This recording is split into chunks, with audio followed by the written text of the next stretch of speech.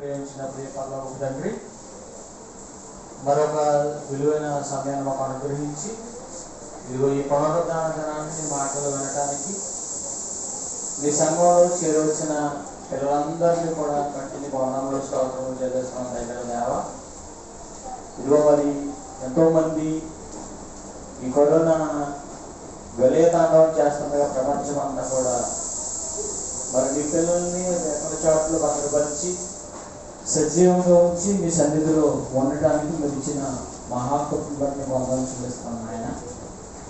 ఇదిగో చిన్నవంద మీరు భయపడకూడదు అన్నారు కనుక ఈరోజు మీ ఆరాధనలో పాల్గొందని వారిని దయతో క్షమించి వచ్చిన కొద్దిమందిని కూడా నీ మాటల ద్వారా నాయన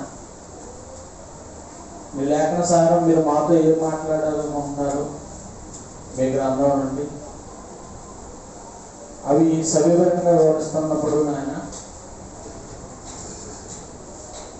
జాగ్రత్తతో ఏ మాత్రం కూడా భావాలు దెబ్బతినకుండా మీరు ఏవైతే పొందుపరిచారో అటువంటి వాక్యాలను మేము పరిశీలించి పరిశోధిస్తున్నప్పుడు మీ ఆత్మ సహాయంలో అనుగ్రహించమని కోరుకుంటూ క్రీస్తేశ్వర పుణ్యనామాన్న ఈ ప్రార్థనకి వేడుకుంటున్నాము తండ్రి, ఆమేన్. చేరి వచ్చిన మీ అందరికీ కూడా మన ప్రభువు రక్షకుడైన యేసుక్రీస్తు అతి పరిశుద్ధమైన నామంలో నా శుభంలో అన్నారు తెలియజేసుకుంటూ గత వారం మనం ఆలోచించిన విషయం గల్తీయులకు రాసిన పత్రిక 4వ అధ్యాయం 8వ వచనంలో గల్తీయులకు రాసిన పత్రిక 4వ అధ్యాయం 8వ వచనంలో ఆ కాలమందైతే మీరు దేవుని ఎరగని వారై నిజముగా దేవుళ్ళు కాని వారికి దాసులై ఉంటుంది, కానీ ఇప్పుడు మీరు దేవుని ఎరిగిన వారును మరి విశేషముగా దేవుని చేత ఎరగబడిన వారై ఉన్నారు. కనుక దేవుని ఎరగడం అంటే రెండు పక్కల మనం ఆలోచిస్తున్నప్పుడు దేవుడు మనల్ని ఎరిగాడు, కానీ మనం దేవుణ్ణి ఎలా ఎరిగాము ఇది మనం ఆలోచిస్తున్న విషయం. ఈ ఆలోచనలో భాగంగానే దేవుడు తల్లి గర్భంలోనే రూపింపక మునిపే నిన్ను నేను ఎరిగాను అన్నాడు. అలాగే నువ్వు పిండమలయంలో నీ కన్నులో నన్ను చూశానన్నాడు. ఇలా ఈ వచనాలన్నీ మనం చూస్తున్నప్పుడు దేవుడు మనల్ని సాక్షాత్తు తన ప్రణాళికలో భాగంగానే తల్లి గర్భంలో నవమాసాలు నింపి ఆయా తల్లి గర్భాల గుండా ఆయన మనం తీసుకొస్తున్నాడు. అంటే దేవుడు మనల్ని బాగా ఎరుగును. అంటే భూమి మీద ఉన్న 750 కోట్ల మంది దేవునికి తెలుసు.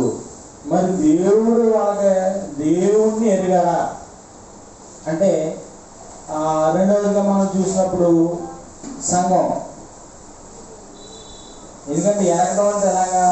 యోహాను సువార్త 17:3 చెప్పినప్పుడు అద్వితీయ సత్యదేవుడు అయిన నిన్నును నీవు పంపిన యేసుక్రీస్తుని ఎరుగుటియే నిత్య జీవం. కనుక ఇందులో భాగంగా మనం చూసినప్పుడు వాళ్ళొక నిబంధన ఇచ్చాడు.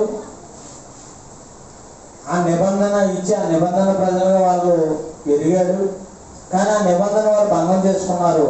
ఇదిగో నూతన నిబంధన నేను చేయబోతున్నాను, ఆ నిబంధన ప్రకారం ఇదిగో వారి హృదయాలలో వాళ్ళ మనసులో నా మాటలు ధర్మ విధులు ఉంచుదని అన్నాడు.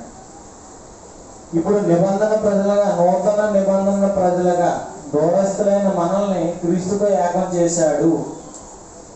నిబంధన ప్రజలు మనం కూడా నిబంధన ప్రజల మనం. ఇప్పుడు నీకు వాగ్దానాలు ఉన్నాయి, ఒకప్పుడు మనకి వాగ్దానాలు లేవు, ఏమీ లేవు, అసలు మనం దేవుణ్ణి ఎరగనవాళ్ళం ఒకప్పుడు. మరి విశేషంగా ఇప్పుడు దేవుణ్ణి ఎరిగినవాళ్ళం, క్రీస్తు ద్వారా సమీపస్తులమయ్యాం. ఇలా నిబంధన సంబంధం అనుకున్నాం. అలాగే సంఘంలో చేర్చబడిన తర్వాత సంఘంలో నమ్మకమైన జీవితాన్ని కొనసాగిస్తూ సంఘంలో ప్రతి పనిని మరి దేవునికి నమ్మకస్తుతంగా ఉంటూ మన జీవితాన్ని గడుపుతూ సహవాసంలోనూ అలాగే సహోదరులను గౌరవించుకోవడంలోనూ సంఘంలో నీ పాత్ర ఏంటి, చేర్చబడిన తర్వాత నువ్వు ఎలా బ్రతకాలనేది మనం ఆలోచించాం. రెండవదిగా నిబంధన ప్రజలు మీరు, అలాగే సంఘంలో చేర్చబడిన తర్వాత నీ నడవడిక మారాలి. అలాగే ప్రతి ఒక్కరితోనూ కూడా నువ్వు గౌరవంగా, ప్రతి ఒక్కరు గౌరవించే విధంగా నువ్వు బ్రతకాలన్నది రెండో పాయింట్గా చూసాం. ఇక మూడవదిగా చూస్తే జీవన శైలి, క్రైస్తవుని యొక్క జీవన శైలి ఎలా ఉండాలి అనేది మనం ఈరోజు భక్తుల జీవితాల్లో మనం ఆలోచిస్తే మన జీవన శైలి ఎలా ఉంది, బైబిల్లో ఉన్న భక్తుల జీవితాలు. ఎందుకంటే నిజంగా రాత్రి మాట్లాడుకున్నప్పుడు దేవుని గ్రంథం మనకెందుకు ఇచ్చాడు? నేను ఒక ప్రశ్న వేసుకుంటే, యెహోవా గ్రంథాన్ని మనకెందుకు ఇచ్చాడు? అదేదో దేవదూతలకు వచ్చి పరలోకంలో చదివించవచ్చు కదా. పరలోకం దేవదూతలు చేత నా గ్రంథం మీరు చదువుకోండి ఆయనకోవచ్చు కదా. కానీ మనకెందుకు ఇచ్చాడు? మనకు అవసరమైతే ఇవ్వటం, పైగా మీరు పరిశీలనగా చదవమంటాం ఏంటి, పరిశోధించడం ఏంటి? ఇలా పరిశీలింటే మనకేం పరీక్ష పెడతాడా చివరా? ఇప్పుడు లోకంలో పుస్తకాలు చదువుతుంటే సంవత్సరం అయినంటే లాస్ట్ ఎగ్జామ్ పెడతాడు. అలా మనకేం పరీక్ష పెడతాడా? ఎందుకు ఇచ్చాడు ఈ గ్రంథాన్ని? ఎందుకు చదవమన్నాడు? ఎందుకు పరిశీలించమన్నాడు? ఇవన్నీ కూడా జ్ఞానయుక్తమైన విషయాలు. ఎందుకంటే గ్రంథాన్ని పరిశీలించండి, ఆమె పరిశోధించండి అంటే దేవుని మనస్సును దాంట్లో పరిచాడు. నిన్ను గురించి తెలుసుకోవాలంటే నువ్వు గ్రంథాన్ని చదవాలి. నీకు అర్థం కావాలంటే నువ్వు గ్రంథాన్ని చదవాలి. దేవుడే సాక్షాత్తు తన మాటలు పలికించి ఇచ్చిన గ్రంథం ఇది. ఎందుకంటే గ్రంథాన్ని నోటి మాటగా చెప్పామనుకోండి, ఇప్పుడు నేను నోటి మాటగా కొన్ని మాటలు ఎవరిదన్నా చెప్పి రేపు పొద్దున్న నేను పోయిన తర్వాత నా పిల్లలకి పలానా ఆస్తి అని చెప్పేసి నేను పోయాననుకో, అది నోటి మాట మారిపోద్ది. అలా ఇశ్రాయేలు ప్రజలతో చెప్పేసి మోషేతో నోటి మాటతో నువ్వు పిల్లలకి వెళ్ళేలా చెప్పు, ఆ రోజు నేను ఒక్కనే దేవుడిని అలా చెప్పేసి గాలి వెళ్ళిపోతే అది చేత కుదరదు. రిటర్న్ డాక్యుమెంట్ కావాలట. అందుకని నేనున్నా, నా తర్వాత భక్తులు దాన్ని పాటించాలని మోషే గారు గ్రంథస్థం చేసి డాక్యుమెంట్గా ఇవ్వబడింది. అంటే ఇప్పుడు నీ పిల్లలకి నువ్వు ఏదైనా ఇవ్వాలనుకున్నప్పుడు డాక్యుమెంట్ ఎవిడెన్స్ పక్కాగా రాసి మళ్ళీ దానికి ఎవరు పెడతావు? సాక్షులు పెడతావు. డాక్యుమెంట్కి ఎవరైనా సాక్షులు తెచ్చుకున్నారని అంటే సాక్షులు తెచ్చుకోవాలని అంటే సాక్షుల్ని పెడతా ఉండవు, ఇతరులని అంటారు. అలా ధర్మశాస్త్రాన్ని ఇచ్చినప్పుడు దేవుడు కూడా సాక్షులు పెట్టాడంట. ఎవరిద్దరు సాక్షులు ఎవరు పెట్టాడు? ఎవరు పెట్టాడు సాక్షుల కింద? యేసుక్రీస్తు పరిశుద్ధాత్మ. ద్వితీయోపదేశకాండం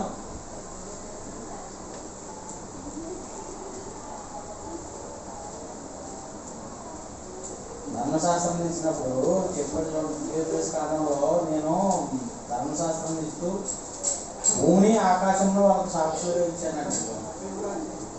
ద్వితీయోపదేశకాండం 31వ అధ్యాయం 28వ వచనం కనుక చూస్తే, నేను చనిపోయిన తర్వాత మరి నిశ్చయముగా తిరుగుబాటు చేయుదురు కదా, మీ గోత్రములు పెద్దలందరినీ మీ నాయకులను నా యొక్క పోగు చేయడి.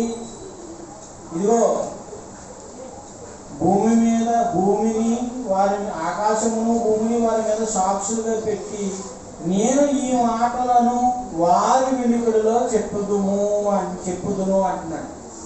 కనుక సాక్షులు పెట్టాడు. ఏ సాక్షుల్ని ఇచ్చి మనకు ఒక సాక్షులు ఉంటాను అంటే ఇంకెక్కడి నుండి ఎక్కడికైనా తప్పించుకోగలవా నువ్వు? పైన ఆకాశం ఉంది, కింద మనం భూమి మీద ఉన్నాం. ఇవి మనకు సాక్ష్యంగా ఉన్నాయి. వీటిలోని మనిషి తప్పించుకోగలరా? ఏమంటే తప్పించుకుంటాడా? గ్రంథాన్ని వ్రాయించాడు, గ్రంథస్థం చేసి, అలాగే నేను చనిపోయిన తర్వాత, అలాగే చూడండి, ఇది మీరు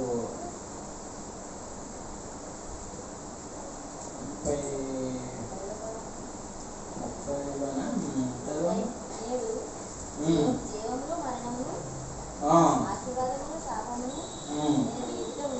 ఉంచి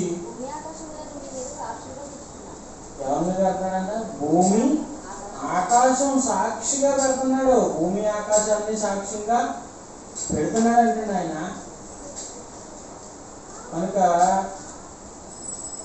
గ్రంథస్థం చేయబట్టి ఆకాశాన్ని భూమిని సాక్షిగా పెట్టినప్పుడు, అదిగో నేను పిల్లలను పెంచి పెద్దవారినిగా చేసి తిని, ఆకాశం ఆలకించు. ఆకాశం ఆలకించాలా? ఇక్కడ దేవుడు ఎవరు చెప్తున్నాడు? నా పిల్లలు బాగోలేదు పరిస్థితి భూమి మీద, భూమి మీద నన్ను పంపించిన నా పిల్లల పరిస్థితి బాగోలేదు, అందుకే ఆకాశమా ఆలకించు, భూమి చెవిలోకి. ఎందుకు? మిమ్మల్ని కదా సాక్షిగా పెట్టాను, మిమ్మల్నే సాక్షులుగా పెట్టాను. ఇదిగో నా పిల్లల్ని మీ ఎదురుగా చూస్తున్నారు కదా, మీరు ఎప్పుడు చూస్తున్నారు. నేచర్ మనకు కనిపెడుతుంది. పైన ఎక్కడ తప్పి ఆకాశం నుండి ఎక్కడికి వెళ్ళిపోతాం, భూమి మీద నుండి ఎక్కడికి వెళ్ళిపోతాను, ఎక్కడికి వెళ్ళిపోయినా ఆకాశం ఉన్నాము.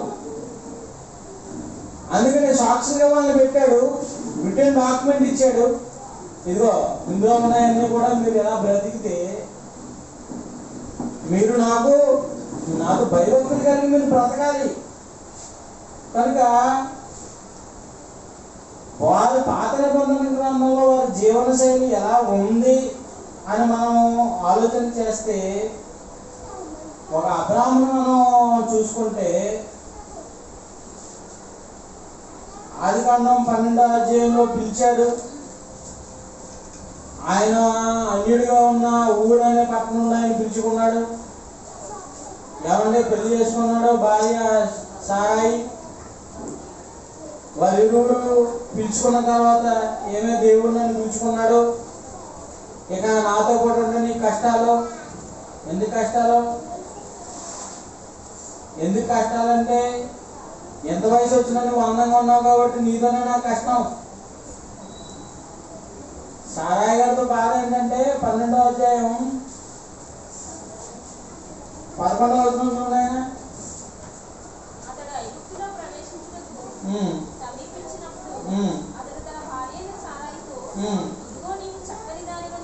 అంటే ఏంటి? నువ్వు అందమైన దాను, భార్య అందమైంది, సారా అమ్మగారు చాలా అందమైంది. ఇదిగో నీ వల్ల నా కాంప్లికేషన్ ఎక్కడికి వెళ్ళినా, ఎందుకంటే ఏ రాజ్యానికి వెళ్ళినా నిన్ను చూస్తారు, ఇంత ముసలి వయసులో కూడా ఇంత అందంగా ఉన్నావా అని అంటారు. ఎందుకంటే సారా గర్భం నుండి ఒక రక్షకుడు రావాలి. కనుక నీ అందమే నాకు అడ్డు. ఏమండి, మీతోనే నాకు సావర్ ఏమైనా మీతో పోనే వస్తానండి ఎక్కడికైనా అని సారాయి గారు చెప్తానంటే, సరే ఏం చేస్తావంటే ఓ పని చేయాలి, నువ్వు ఎక్కడికి వెళ్ళా కానీ నా చెల్లె నువ్వు చెప్పానండి. అబ్రహాము తన బ్రతికిన దినములలో తన జీవనశైలి ఎలా ఉంది? మరి 65 సంవత్సరాల వయసు కలిగిన ఆవిడ అన్నం అడ్డయింది. 65 years సారాయి. కనుక 12వ అధ్యాయం మనం అంతా మీరు చదువుతున్నప్పుడు ఏమండి, మరి మొదటగా ఆయన ప్రయాణం వెళ్తున్నప్పుడు ఫరో, ఆదికాండం 18వ అధ్యాయంలో ఫరో ఏం చేశాడు? మొదటగా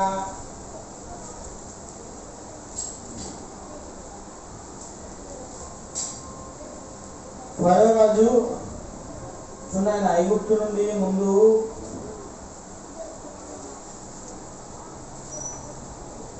ఐగుప్తు రాజు అయిన ఫరో ఏం చేశాడు?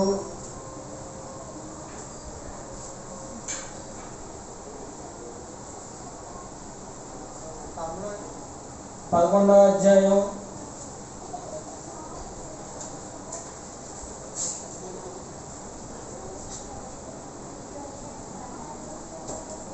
చదువునైనా 12వ అధ్యాయం 10వ వచనం. అప్పుడు ఆ దేశంలో కరువు వచ్చింది.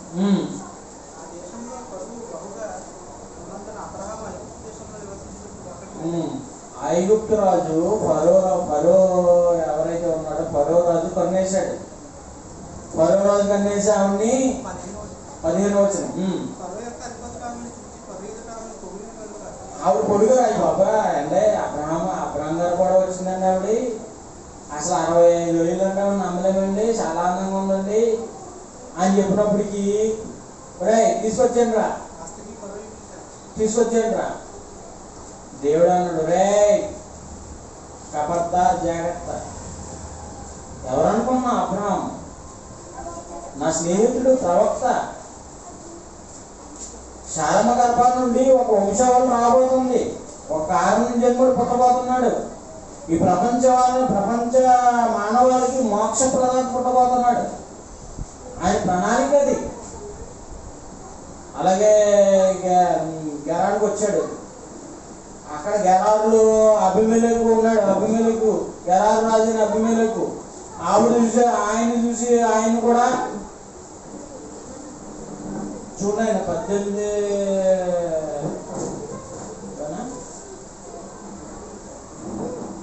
గెరారు రాజు అయిన అభిమేలెకు కూడా శారమ్మ గారి ఆవిడని అనుభవించాలి అని ఆలోచనతో ఉన్నప్పుడు అతని కళలో బెదిరించి నువ్వు ఎవరిని తీసుకొచ్చావు తెలుసా?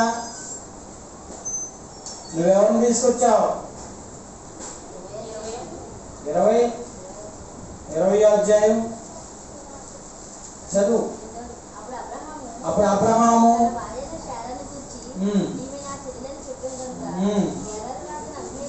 గెరారు రాజైన అబీమెలెకు శారాను పిలిపించి చేర్చుకున్నాడు. అది వార్నింగ్ ఎక్కడ వచ్చింది? స్వప్నంలోకి వచ్చాడట. వచ్చి నీ ఇంట దగ్గర ఉన్న స్త్రీ నువ్వు చేస్తావు, నువ్వు చచ్చిన వాడు కూడా ఉండాలి. సుమా ఎంత బెదిరించేసాడండి. పొద్దున్నే భయపడిపోయాడండి అభిమేలకు. పిలిపించేసి అందరినీ ఎవరై రాత్రి నాకు కళ వచ్చింది, ఆ సారాయి గారిని తీసుకొచ్చాను, నన్ను చంపేతానంటాడు. ఇంత ఇది ఎక్కడ గొడవ? మానేయుడు రాబోతున్నాడు ఆ గర్భం నుండి. కనుక అబ్రహాము జీవనశైలి ఎలా ఉంది అంటే అతని జీవనశైలిలో అతను ప్రయాణం యాత్రికుడు, సంచార జీవి. కానీ అబ్రహాము ఎంత ఆస్తిపరుడు అనేది మనం చూస్తే ఎంత ఆస్తి ఉందండి ఆయనకి.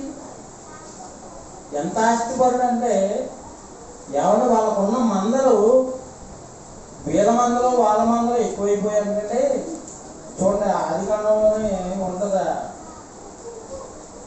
వారి ఇరువురు మందలు ఎక్కువైపోయి అంత ఆస్తిపరుడు అబ్రహాము.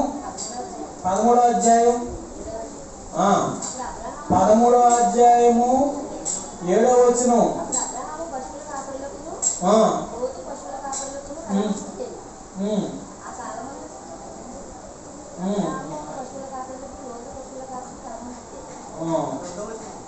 కాదు వాళ్ళ ఇరువురికి ఉండడానికి సరిపోదు.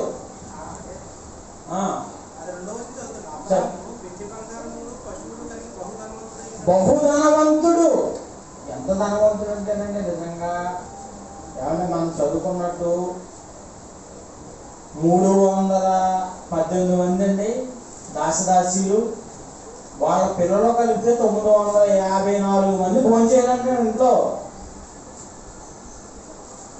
ఒక రోజు వాళ్ళు 954 మంది భోజనం చేయాలంటే ఏమండి ఎంత ధనవంతుడండి అసలు నిజంగా. వీళ్ళకి స్థలం సరిపోక విడిపోయారు. అక్కడ నుండి చిన్న అక్కడ నుండి వెళ్ళిపోయాడు. బాబాయ్ నేను దూరంగా వెళ్ళిపోతాను అన్నాడు, లోక ప్రదేశానికి వెళ్ళుకున్నాడు. మనకి ఎంత ధనవంతుడు. అంత ధనవంతుడైన అబ్రహాము జీవన శైలిలో యాత్ర జీవితం తను ఈ లోకంలో ఇదిగో ఒరే నేను నా ఎంత ఆస్తిపడుతుంది కదా, నేను ఇలా ఫస్ట్ బిల్లు కట్టుకోవాలి, దేశాన్ని అంతా ఇచ్చేసాడు, ఇదిగో నువ్వు చూసే ప్రదేశం అంతా నీదే అబ్రహమా, ఇదే నీదే. కానీ అబ్రహాముల జీవన శైలిలో ఎక్కడ నేను ఈ గుడారం ఈ ఈ భూమి మీద నేను ఇది కట్టుకోవాలి, అది కట్టుకోవాలి, ఇది నేను ఉండాలి, అది చేయాలని తన జీవితంలో ఎక్కడా లేదే. అబ్రహాము జీవన శైలిలో మనం నేర్చుకుంటున్నది ఏంటి? అంత ఆశపరుడు. అబ్రహాము గురించి ఎంతో మంది ఏం చెప్పుకుంటారంటే అబ్రహాం ఆశీర్వదించదేవో నన్ను ఆశీర్వదించి అంటారు. అబ్రహాముకి ఎంతో ఆశ ఉన్నా ఈ భూమి మీద తన బ్రతుకు జీవన శైలి ఏది నాది కాదు, నేను వెళ్ళిపోవాలి, నా తండ్రి ఉన్న పునాదులుగా పట్టణానికి వెళ్ళిపోవాలి, ఈ భూమికి పునాది లేదు, ఇది వెళ్ళిపోతుంది ఎక్కడికైనా సరే. కనుక నేను తన పిల్లలకి ఇస్సాకుకి అదే నేర్పించాడు, తన మనవడైన యాకోబుకి అదే నేర్పించాడు. అందుకే చూడండి 47వ అధ్యాయము ఆదికాండం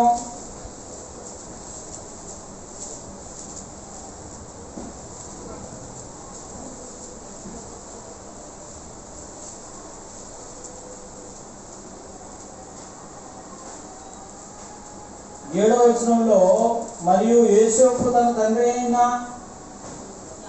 యాకోబును లోపలికి తీసుకుని వచ్చి ఫరో సమక్షమందు అతను నుంచగా యాకోబు ఫరోను దీవించెను. ఫరో నీవు జీవించిన సంవత్సరంలోనే అని యాకోబుని అడిగినందుకు యాకోబు అన్నాడు, నేను యాత్ర చేసిన సంవత్సరములు 130 సంవత్సరాలు. నేను యాత్ర చేసిన జీవితాలు ఏంటంటే అంటే తాతయ్య నేర్పించాడు, తండ్రి నేర్పించాడు. యాత్రలో యాత్రికులు మనం, యాత్ర చేసేవాళ్ళం. నేను జీవించిన సంవత్సరంలో కొంచెముగాను దుఃఖ సహితముగాను ఉన్నవి, అవి నా పితరులు యాత్ర చేసిన దినములలో వారు జీవించిన సంవత్సరములన్నీ కాలేదని ఫరోతో చెప్పి, అంటే ఏమి నేర్పిస్తున్నాడు అబ్రహాము పిల్లలకి? ఆయన జీవన శైలిలో ఎంత ఆస్తికరుడిగా ఉన్నా సామాన్యంగా ఈ లోకంలో నాది కాదు అన్నట్టుగానే తన బ్రతికాడు. ఇది మనం ఆలోచించవలసిన విషయం. అందుకే ఎబ్రిల్ రాసిన పత్రిక 11వ అధ్యాయం 9వ వచనం చదివితే,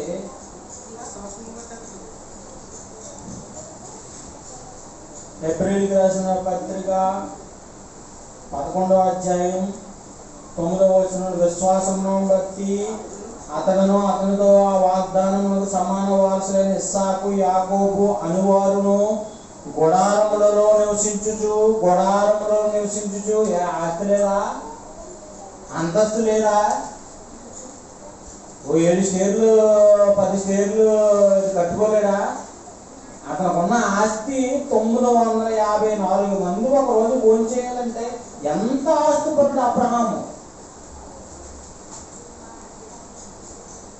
కానీ అట్లండి గుడారంలో నివసించుచు అన్యుల దేశంలో ఉన్నట్లుగా, పరాయ దేశంలో ఉన్నట్లుగా వాగ్దత్తు దేశంలో పరవాసులేరి, యాలయనగా దేవుడు దేవునికి శిల్పియు నిర్మాణకుడై ఉన్నాడు. ఆ మహాలోకం పట్టణం ఏదైతే ఉందో పరలోకం, దేవుడు యేసుక్రీస్తు వారు ఇదిగో మీకోసం నేను ఏం చేస్తున్నాను, స్థలమును సిద్ధపరచి వెళ్ళుచున్నాను, మీరు ఉండడానికి నాయన ఆ లోకంలో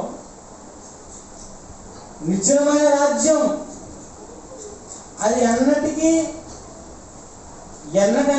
కూడా నాశనం లేని రాజ్యం. కనుక ఆ రాజ్యాన్ని స్వతంత్రించుకోవాలంటే భూమి మీద మా నాన్నగారు అలా బ్రతికారంటే, మా తాతగారు అలా బ్రతికారంటే అండి యాత్ర జీవితం బ్రతికారండి. వాళ్ళ జీవన శైలిలో యాత్రికులుగా బ్రతికారా? అదే నేర్పారండి. మాకు ఈ లోకం యోగ్యమైనది కాదు వాళ్ళకి. అందుకే దేవుడు ఎప్పుడు కూడా నేను అబ్రహాము దేవుడను, ఇస్సాకు దేవుడను, యాకోబు దేవుడని తను సగర్వంగా చెప్పుకున్నాడు. అంటే వాళ్ళ బ్రతుకులో ఎలా బ్రతికారు నిజంగా. వాళ్ళ జీవన శైలి మనకి ఏమో నేర్పిస్తుందంటే, ఈ లోకంలో మనం యాత్రికులం, దేవుణ్ణి ఎలా ఎరగాలి, అనే కాన్సెప్ట్లో మనం ఆలోచిస్తుంటే ఇది ఇలా బ్రతకాలంట నమ్ముకున్న తర్వాత కేవలం యాత్ర అన్య దేశంలో ఉన్నట్లు వాగ్దత్త దేశంలో పరవాసులయ్యి. అవును, అందుకే ఆయన చెప్పుకుంటా, నేను నిర్గమ 3:6 నిర్గమకాండం 3:6 మరియు ఆయన నేను నీ తండ్రి దేవుడను, అబ్రహాము దేవుడను, ఇస్సాకుకు దేవుడను, యాకోబుకు దేవుడను అని చెప్పగా చూసారా, నేను ఎవరికి దేవుడను? వాళ్ళ పేరుతో చెప్పుకోవాలంటే సజీవుల వాళ్ళు, నేను వాళ్ళ దేవుణ్ణి. కనుక అలాంటి జీవన శైలి పరదేశులుగా యాత్రులుగా జీవించే భావన మనలో ఉన్నాయా? వాటిని అనుసరిస్తున్నామా? మనం వ్యక్తీకరిస్తున్నామా మన బ్రతుకుల్లో? అంతే కదా. మన జీవన శైలి ఉంది, భక్తుల జీవన శైలి ఎలా ఉంది? వాళ్ళు ఎంత ఉన్నా ఈ భూమి మీద యాత్ర జీవితం, ఈ లోక శాశ్వతం కాదనుకున్న బ్రతుకారు. మనం ఎలా బ్రతుకుతున్నాం అనేది ఒకసారి ఆలోచన చేయాలి. అందుకే చూడండి, కొరింథీయులకు రాసిన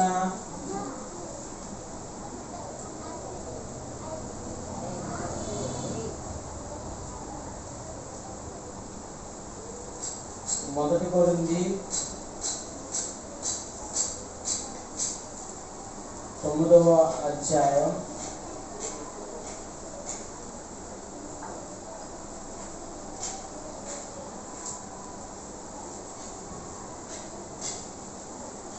24వ వచనం మనం చూస్తే,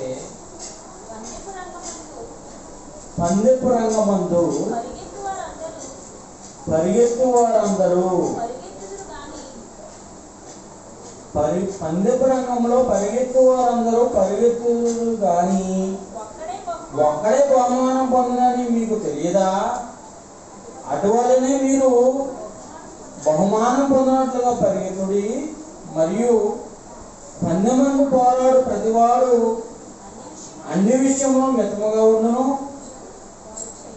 వారు క్షయమగు కిరీటము పొందుటకును, మనమైతే అక్షయమని కిరీటము పొందుటకును మితముగా ఉన్నాము. కాబట్టి నేను కాను.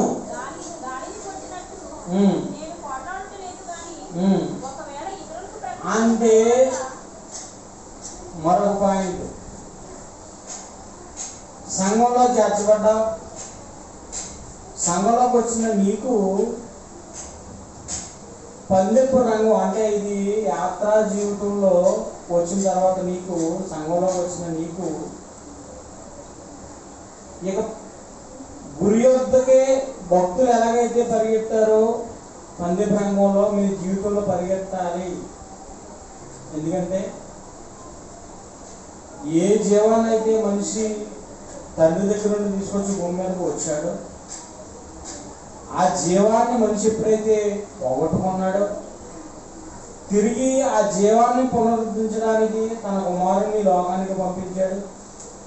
వచ్చిన నీవు ఆ జీవాన్ని మళ్ళీ చచ్చిన ఈ లోకంలో అపరాధం చేత పాపముల చేత చచ్చిన మనం ఆ జీవాన్ని మళ్ళీ కొని తీసుకుంటూ ఈ లోకంలో ఎన్నో శ్రమలలో ఎన్ని ఇబ్బందులు ఎదురైనా మన పరుగు గురి వద్దగా పరిగెత్తాలట. పౌలు అలా పరిగెత్తాడట. అంటే పందెపు రంగంలో పరిగెత్తేవాడు ఇక ఏమాత్రం కూడా వెనక్కి చూడండి. ఎందుకంటే నాగటి మీద చెయ్యి వేసిన వాడు మళ్ళీ ఇప్పుడు క్రైస్తవులోకి వచ్చిన నీవు ఇక పందెపు రంగంలోకి వచ్చేసావు. ఆడి పరిగెత్తలే, నీటి పరిగెత్తలే, ఎంత చూడదు. ఇంకా నీ పరుగు నీదే గుడి వద్దకి. ఆడంటే సరిగ్గా పరిగెత్తలే, ఆడని చూసావు నువ్వు వెనకడిపోతావు. నీకు ఇందులో ఎవరైనా చూడకూడదు అంటున్నాడు. అందుకే పందెపు రంగంలో పరిగెత్తేవాడు పరిగెత్తుడు కానీ ఒక్కడే బహుమానము పొందును అంటున్నాడు అక్కడ. అంటే పౌలు గారు పరిగెత్తారా? పౌలు వెళ్ళిన మార్గం ఏమన్నా తన ఎలాగా ఎంత క్రమశిక్షణలో ఆయన పరిగెత్తాడు పందెం రంగంలో ఒక విధంగా మనం చూస్తానండి. అంటే క్రీస్తులోకి వచ్చిన తర్వాత నీ జీవితం అంటే క్రీస్తు కోసం బ్రతకడం అనేది పందెంలో పరిగెత్తడం వంటిదా? అంతే కదండి. క్రీస్తులోకి వచ్చిన తర్వాత పందె ప్రాంగంలో నువ్వు ఎలా పరిగెత్తాలో అలా పరిగెత్తు చివరకు వెళ్ళాలి. ఇక నువ్వు వెనక్కి చూడకూడదు. ఎందుకంటే పౌలు ఏమంటున్నాడంటే, పౌలు గారు అపోస్తలుల కార్యాలు 20:24లో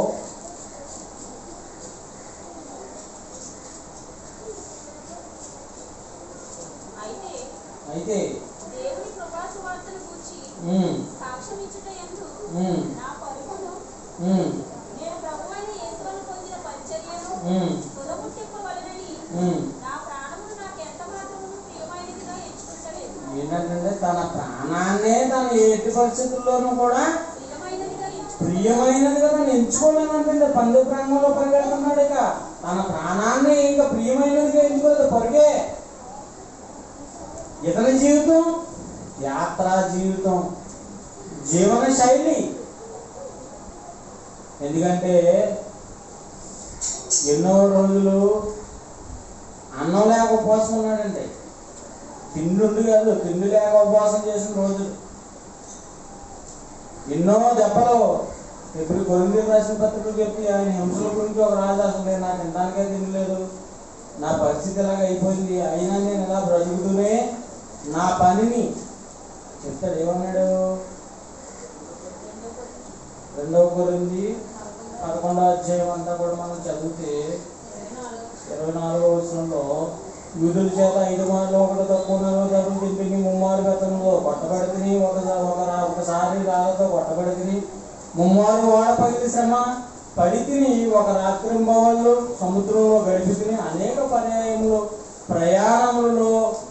ప్రయాణముల్లోనూ నదుల వల్ల ఆపదలోను దొంగల వల్ల అంట, నా స్వజనుల వలన ఆపదలలో, ఇక అన్నింటిలోనూ తరచుగా ఉపవాసములతోనూ చలితోనూ దిగంబరత్వం. బట్టలు కూడా ఏమంటండి, ఏంటండి జీవనశైలి? వాళ్ళు బ్రతుకులు ఏంటండి? యేసుక్రీస్తు శిష్యుని బ్రతుకులు ఏంటండి? అతన్ని నమ్మిన వాళ్ళ బ్రతుకులు ఏంటండి? ఈ రోజు మనం బ్రతుకుతున్న బ్రతుకులు ఏంటండి? ఈ రోజు క్రైస్తవ సమాజాన్ని చూస్తుంటే, క్రీస్తుని నమ్ముకున్న వారి జీవన శైలి మనం చూస్తుంటే సిగ్గుపడాలండి ఈరోజు క్రైస్తవ్యం. ఎందుకంటే ఈరోజు ఆదివారం చందాలు ఎవరు వేయకపోతే చర్చలు మూసేసే వాళ్ళే ఉన్నారు. తెలుసా మీకు? అంటే ఉన్న వాస్తవాలండి వాడిని. ఈరోజు డబ్బు కోసమే సేవ తప్ప దేవుని కోసం నేను బ్రతకాలి, కానీ ఆత్మను నేను సర్వసత్యంలో నడిపించాలి, దేవుని మనసులో వారి ముందు పరచాలని సేవా దృక్పథం కలిగిన వారు ఎవరున్నారండి సమాజంలో? పోగు వేసుకున్నారండి ఇలాగా. మళ్ళీ అక్కడికి వెళ్ళిపోతాడేమో, అది ఎక్కడికి వెళ్ళిపోతాడు. ఎందుకండి ఇవన్నీ?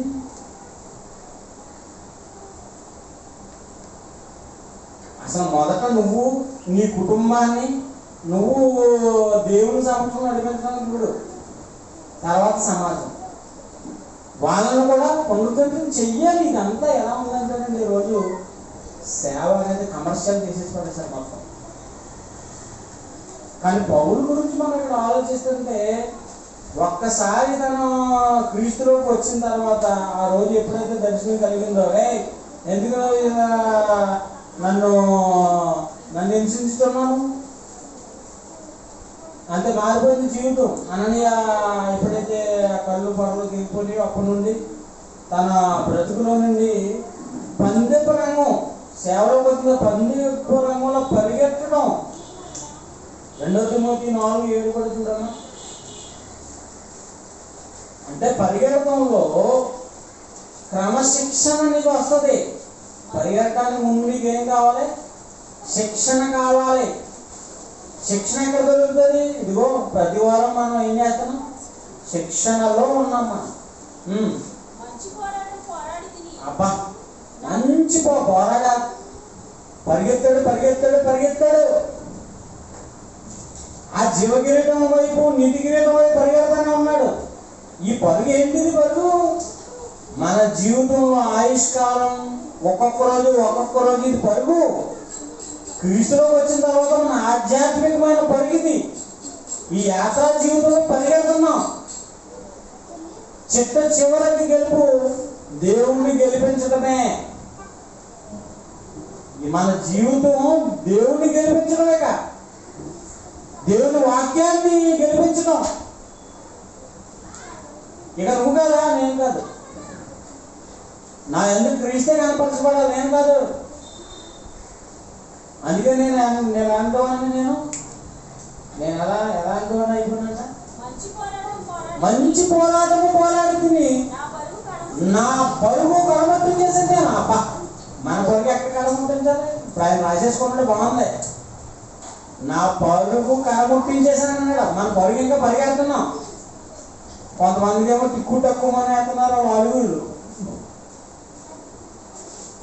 ఎందుకంటే ఏమన్నాడంటే సరళైన ఎముకలు మోకాళ్ళు, ఒకడికి తుండు నొప్పి, ఒకటి మోకాలు నొప్పి. అంతే కదండి. పరుగు సరిగ్గా పరిగెడతలేదు మన జీవన విధానంలో. కానీ గురి అది కూడా చదువు హెబ్రీ 12:1 చూడు. లోకసువార్త 9:23 లోకసువార్త 9:23 చదవక అప్పుడు హెబ్రీ 12. మరియు నన్ను వెంబడింపగోరిన ఎడల తన్ను తాను ఉపేక్షించుకొని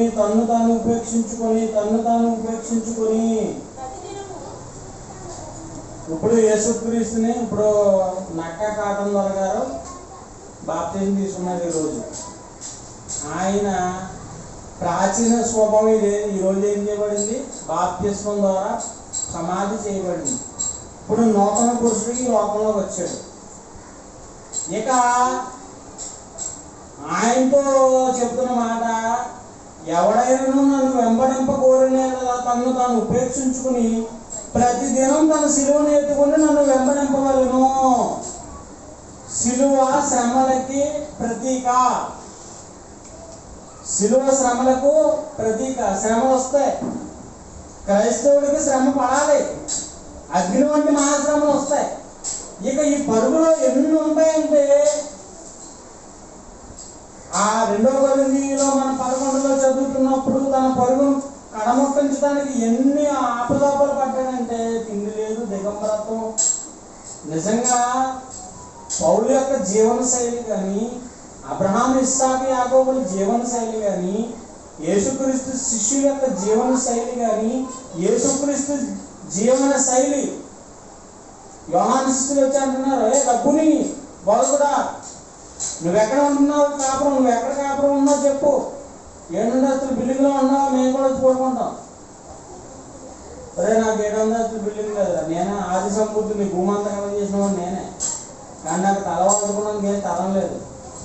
ఆకాశ పక్షులు గూళ్ళు కట్టుకున్నాయి నక్కలకు బొడిలోనే ఉండడానికి, అది అడవులోనే ఉంటుంది. కానీ నాకేమీ లేదు. భూమంతా కలగజేసిన వాడికి పడుకోవడానికి పుట్టినప్పుడు భూమి మీద తలమే లేదు. పాకలేని వాడు దరిద్రుడిగా పుట్టాడు. ఆయన జీవన శైలి ఏంటండి? తన తర్వాత అపోస్తలుల జీవన శైలి ఏంటండి? అందరూ కూడా వాళ్ళ జీవన శైలిలో యాత్రికులు మంది కాదు ఈ లోకం. ఆ మహోన్నతమైన లోకానికి వెళ్ళిపోవాలి. నేను ఇక్కడ ఏది శాశ్వతం కాదు. ఇదే వాళ్ళ మైండ్ సెట్. వాళ్ళ మైండ్ సెట్ జీవన శైలి నీకు రావాలి. సంఘంలో నీకు ఆ జీవన శైలిని అలవర్చుకోవాలి నువ్వు. ఇక నాది కాదు, నా బ్రతుకు ఇక నుండి ఆయనే మహిమపరచబడాలి ఆ జీవితంలో. నేనేమి లేదు. ఎంత చక్కగా చెప్తున్నాడు పౌలు గారు. కనుక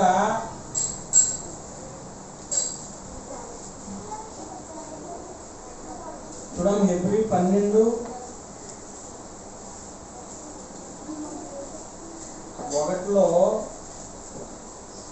ఇంత గొప్ప సాక్ష్య సమూహం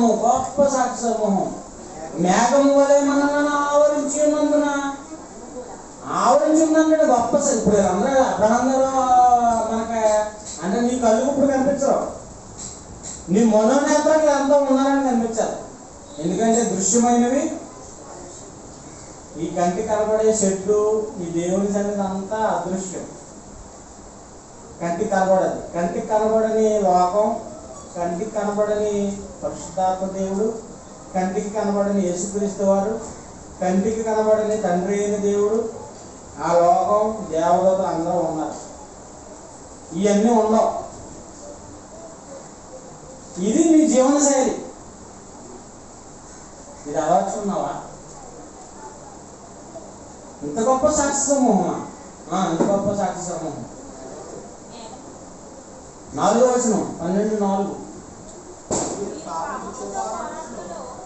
ఎవరిని మీరు పాపంలో పోరాడుటలో అయ్యి బాబా రక్తము కారినంతగా,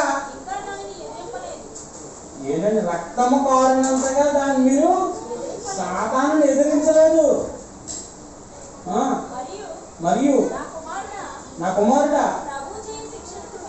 చూసారా, ప్రభువు చేయు శిక్షణను నువ్వు తృణీకరించకు. రక్తము కారిన రక్తం కారేదాకా పాపం అలాంటి జీవన శైలిలో పౌలు గారు దెబ్బలు తిన్నారు, అపోస్తలులందరూ దెబ్బలు తిన్నారు, రక్తం కార్చారు వాళ్ళ జీవన శైలిలో. మరి మనం అపోస్తలుడు బోధ, మన దగ్గర ఏమైనా రక్తం చుక్కేని కారుతుందా? ప్రమాణం చేసినప్పుడు ఏమని చెప్తారు మన వాళ్ళు, రాజకీయ నాయకులు, నా ఆఖరి రక్తపు బొట్టు వరకు కూడా దేశానికి నేను సేవ చేస్తాం. రక్తపు బొట్టు కిందకి రాకుండా మిషన్ గన్లు పెట్టుకుని బాడీ గార్డ్లో ఎదర 10 బళ్ళు, వెనకాల 10 బళ్ళు. ఎందుకనండి? రక్తపు బొట్టు అంతా కాచేస్తున్నాను కదండి. ఆయన రక్తపు బొట్టు బయటకు వస్తే, బయటకు వచ్చిందనుకో మా ఉద్యోగాలు పోతాయి. క్రీస్తు వారు అలా కాదండి, పరిచారం చేశాడు. Is a minister. ప్రజల మధ్య ఉన్నాడు, మామూలుగా తిరిగాడు. ఆయన కానీ సెక్యూరిటీ కట్టున్నారండి. లాస్ట్ ఆయన అరెస్ట్ చేస్తాను పోతుండే, నీవేనా చేసాడు, నేనే చేసాడు, ఆడు బోర్లో పడ్డాడు.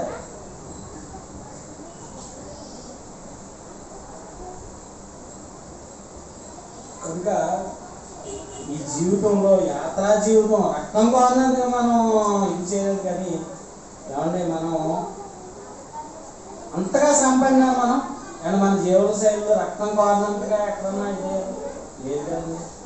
కనుక మనకి జీవాన్ని ఆ రోజు గ్రంథం రాస్తూ మన ఎదురుగా జీవాన్ని, ద్వితీయోపదేశకాండం 30:19 మనం చదివిన మాట,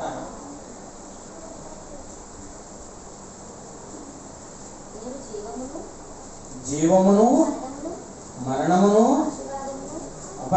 ఆశీర్వాదమును శాపమును, అంటే నిన్ను స్వతంత్రుడిగా చేశాడు. నీ నిర్ణయం నీదది. నువ్వు జీవాన్ని కోరుకుంటావో లేదు నిత్య మరణం కోరుకుంటావో అది నీ ఇష్టం. అంతేగాని దేవుడి మీద నిర్ణయకు. నిన్ను స్వతంత్రుడిగా చేసి భూమి మీద తీసుకొచ్చాడు, స్వతంత్రత ఇచ్చాడు. కానీ నువ్వు ఏది తీసుకుంటావు నిర్ణయం. జీవము అంటే నిత్య జీవం, మరణం అంటే నిత్య మరణం. జీవం నిత్యము జీవించేది ఆయనతో, మరణం నిత్య మరణం పాతాళ లోకంలో. ఈ రెండు నేరుగా ఉంచాను. ఏమండి? నిత్య జీవం ఆశీర్వాదంగా, మరణాన్ని శాపంగా మీ ఎదుట ఉంచాను. ఇదిగో భూమి ఆకాశం మీ మధ్యన సాక్షిగా పెట్టాను. నా మనస్సులో ఉన్న విషయాలు రాయించాను, మీ దగ్గర పెట్టాను. ఒకవేళ పొద్దున్న నువ్వేమంటావు అంటే రోజు చెప్పగానే మాకేం తెలియదు అన్నాను. లేదు, ఇప్పుడు అన్ని రకాలుగా నేను చేరుకొచ్చేసింది ఇప్పుడు. కనుక ఎంత ఇప్పుడు అలాంటి జీవంలో నుండి మనిషి ఏం కోరుకుంటున్నాడు? ఈరోజు ఏం కోరుకుంటున్నాడు మనిషి? ఆ జీవాల నుండి వేరైపోయాడండి. ఎందుకంటే జీవాన్ని ఇచ్చిన దాన్ని ఎప్పుడైతే మనిషి పాపం చేశాడో, ఎఫెసీ పత్రిక 4వ అధ్యాయం, ఎఫెసీయులు రాసిన పత్రిక 4వ అధ్యాయం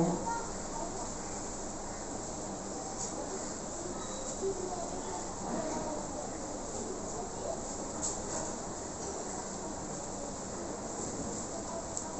18వ వచనం కనుక మనం చూస్తే వారైతే ఒక నిమిషం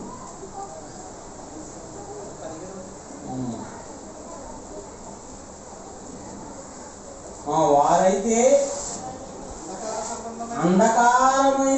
అంధకారమైన మనస్సు గలవారై తమ హృదయ కాఠిన్యముల వలన తమలో ఉన్న అజ్ఞానము చేత ఎవరైతే అన్యజనులు ఇచ్చిన జీవాన్ని మీరు అసలు మాట్లాడుతున్నారు, మీరు అంతా కుర్చీలో వెళ్ళిపోయి పిల్లలంతా అసలు మీరు డిస్టర్బెన్స్ బాగా చేస్తున్నారు. మీరు అస్సలు మాట్లాడకూడదు, మీరు అర్థమైందా? Silence please.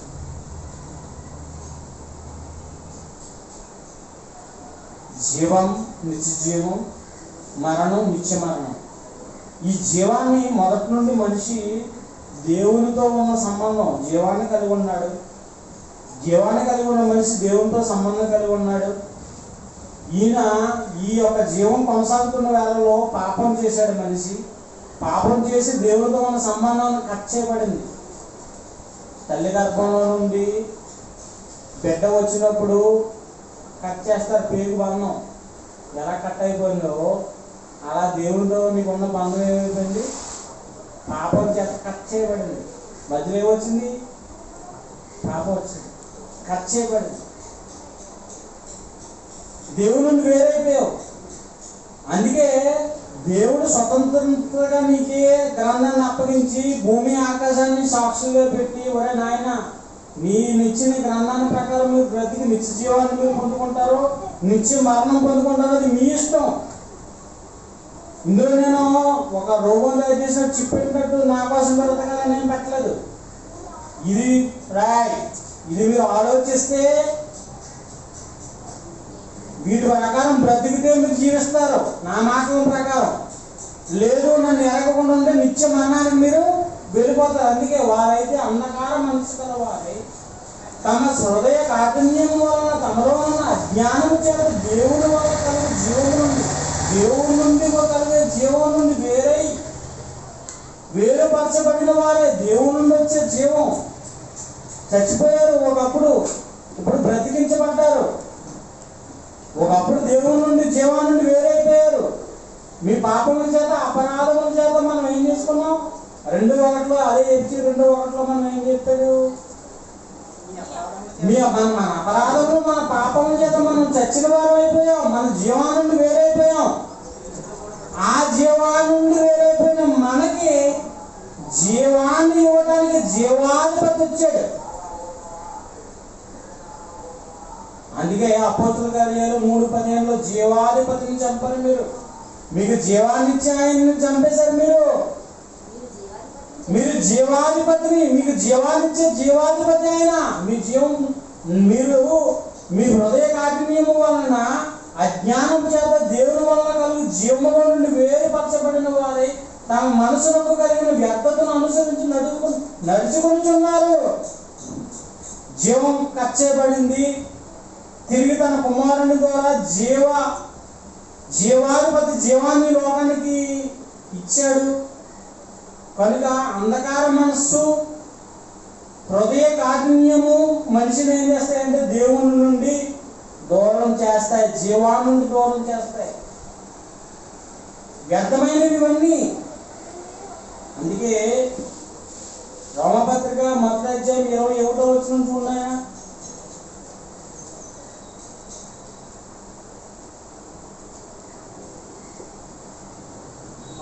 మరియు వారు దేవుని ఎరిగి ఆయన దేవునిగా మహిమపరచలేదు. దేవుణ్ణి ఎరిగి వాళ్ళు ఏం చేశారట? దేవుణ్ణి కానీ మహిమపరచలేదట. ఎప్పుడు దేవునికి ఎప్పుడు మహిమపరచాం? దేవుణ్ణి మహిమపరచడం అంటే యేసుక్రీస్తు వారు దేవుణ్ణి మహిమపరిచారు. తండ్రి చిత్తాన్ని నెరవేర్చి ఆయన మహిమపరిచారు. ఎలా మహిమపరిచారండి? తన బ్రతుకులో చూపించాడు, తన జీవన శైలిలో చూపించాడు. అలా భక్తులు చూపించారు, అబ్రహాము చూపించాడు, ఇస్సాకు చూపించాడు వాళ్ళ జీవన శైలిలో. కనుక దేవుని ఎరిగి దేవునికి దేవునిగా వాళ్ళు ఏంటంటే మహింపరచలేదంట దేవునిగా. అలాగే మొదటి పేతురు 1:18 పడుతుంది. పితృపారంపర్యమైన మీ వ్యర్థ ప్రవర్తనను విడిచిపోయినట్లుగా మా తాతండి పొట్టెలు వేసేవాడండి, మా ముత్తాతండి చెంపంది వేసేవాడండి, నేను ఇప్పుడు మేకపోతే వేస్తానండి తన దగ్గర అనకు. మా ముత్తాత అలా చేసేవాడు, మా తాత అలా చేసేవాడండి. మీ తాత మీ ముత్తాత తెలియదురా నాయన. మీ పితృ పారంపర్యమును మీ వ్యర్థ ప్రవర్తన. మా తాతకండి 7 నాకు 4 నువ్వు 5 అనుకో. వ్యర్థ ప్రవర్తన, మీ వ్యర్థ ప్రవర్తనను విడిచిపెట్టినట్లుగా వెండి బంగారం వంటి క్షయమైన వస్తువుల చేత మీరు విమోచించబడలేదు కానీ అమూల్యమైన రక్తం చేత అనగా నిర్దోషమును నిష్కలసమైన గొర్రెపిల్ల వంటి రక్తం చేత మీరు కొనబడిన వారు అన్నాడు. కనుక ఏమండి మనం దేవుని యొక్క ఉద్దేశం ఎలా నెరవేర్చబడాలి, నీలో నీ జీవనశైలి ఎలా ఉండాలి అనేది మనం ఆలోచిస్తుంటేనండి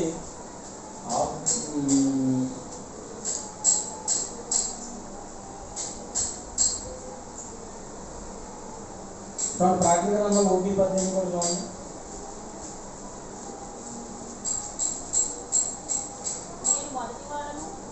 నేను మొదటివాడను కడపటివాడను జీవించువాడను. నేను మొదటివాడను కడపటివాడను. అయితే మృతుడినైతిని కానీ ఒకప్పుడు నేను మొదటివాడినే చివరి వరకు ఉండేవాడిని. నేను మొదటివాడను కడపటివాడను జీవించేవాడను. కానీ అక్షయుడు దేవుడు, మరణం లేనివాడు దేవుడు, దేవుని కుమారుడు మనిషి రూపంలో శరీరాన్ని ధరించుకు రావటంలో మనిషి చేసిన పాపానికి ఇదిగో మొదటివాడుగా ఉండేవాడు, కడపటిగా ఉండేవాడు, జీవించేవాడు మృతుడయ్యాడు మీకోసం. మృతుడనైతిని కానీ ఇదిగో సజీవుడనై ఉన్నాను మరియు మరణం యొక్కయు అంటే జీవాధిపతి జీవాన్ని ఇచ్చి నిన్ను ఏం చేస్తాడట? మరణం నుండి నిన్ను జీవంలోనికి రప్పించగలడు. అందుకే గలతీ రాసిన పత్రిక 3:13 గలతీ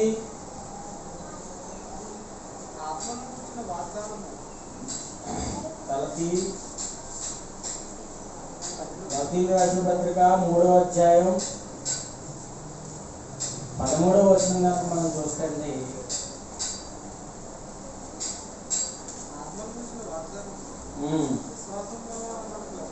ఆత్మను గూర్చిన వాగ్దానము విశ్వాసం వలన మనకు లభించినట్లు అబ్రహాము పొందిన ఆశీర్వాదము క్రీస్తు యేసు ద్వారా అన్ని జనులకు కలుగుటకై క్రీస్తు మన కోసము శాపమై. ఎందుకంటే ఎవరి కోసం అంటే నేను మొదటివాడును కడపటివాడును, యుగములకు సజీవంగా ఉండవలసిన వాడిని. ఇదిగో మీకోసం మా నాన్న ఏం చేశాడు తెలిసారా నాయన? మీకోసం మా నాన్న తీసుకొచ్చి, నాన్న నా పిల్లల కోసం బాధపడుతున్నాడంటే తండ్రి పిల్లల కోసం ఎలా బాధపడుతుంటే నాన్న నేను వెళ్తాను, నేను మీ ఆనందాన్ని మిమ్మల్ని ఆనందపరిచే జీవితాన్ని నేను పొంది ప్రపంచ మానవాళికి మోక్షాన్ని నేను ఇస్తాను. మొదటివాడు కనపడేవాడు ఆయన. కానీ నీ కోసం క్రీస్తు యేసు ద్వారా అన్ని జనులకు క్రీస్తు యేసు ద్వారా అన్ని జనులకు కలుగుటకు క్రీస్తు మన కోసము శాపమై మనలను ధర్మశాస్త్రం యొక్క శాపము నుండి విమోచించెను. అంటే పాపులైన మనుషుల కోసం సాక్షాత్తు తన కుమారుడు ఈ లోకానికి అనువదించాడు. అంటే ఆయన సిద్ధమైపోయాడంట. సిద్ధమైపోయి నేను వస్తాను అన్న. తండ్రి బాధపడుతున్నాడు. ఒరే నేను వాళ్ళకి ఇచ్చాను రా గ్రంథాన్ని, ఇదిగో జీవం, వాళ్ళని నిత్యము జీవించే నా మాటలు వాళ్ళు జీవం కలిగేలాగా చెప్పాను. మాటలు నిత్య మరణం ఉంటుందని చెప్పాను. నా స్వార్థం లేదు, ఆప్షన్ వాళ్ళకే వదిలేశాను. కానీ వాళ్ళ హృదయ కాఠిన్యం వల్ల నిత్య మరణానికి వెళ్ళిపోతున్నారు. నిత్య జీవనం వేరైపోయారు కనుక బాధపడుతుంటే ఇదిగో ఆ ధర్మశాస్త్రం వల్ల కదా అలా అయిపోయారు. ఆ ధర్మశాస్త్రం నేను క్లోజ్ చేస్తాను. నేను బ్రతికి ధర్మశాస్త్రానికి ముగింపు పెడతాను సిలువలో. ఇక ధర్మశాస్త్రం వాళ్ళ మీద, మరణం వాళ్ళ మీద ఎలుబడి చేయదు. పాపం ఆరోపించబడితేనే శిక్ష.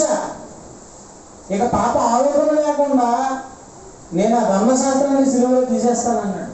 అందుకే అన్న మాట ఆయన, విమోచన ధర్మశాస్త్రం యొక్క శాపము నుండి. చూడండి ద్వితీయోపదేశకాండం 21:23.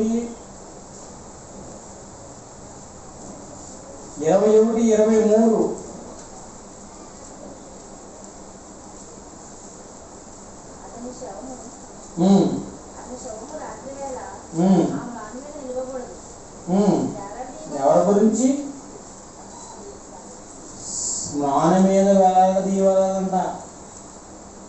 శాపంగా కింద ఆ మాట అక్కడ మాట్లాడుతూ కింద మాట్లాడుతున్నాడండి. ఇందాక మనం చదువుకున్న గలతీ 3:13 చూద్దాం. 14 అంటాడు, ఇందుచేత మ్రాను మీద వేలాడు ప్రతి వాడును శాపగ్రస్తుడని వ్రాయబడి ఉన్న ప్రకారము ఇదిగో మన శాపంలో బాపటానికి మనం చేసిన పాపాలకి రోమపత్రిక 5:6-8 చదవండి. ఆయన అనిపించాడు శాపాన్ని. రోమిలకు రాసిన పత్రిక 5:6 ఏలయనగా మనం ఇంకా బలహీనులమై ఉండగా క్రీస్తు యుక్త కాలమున భక్తిహీనుల కోసం చనిపోయాడు. నీతిమంతుల కొరకు ఒకడు చనిపోవడం అదే, అది పెద్ద విషయమేం కాదు. మంచివాడి కొరకు తెగింపవచ్చు. అయితే దేవుడు చూసారా, మన ఎడల తన ప్రేమను వెల్లడపరుచుచున్నాడు.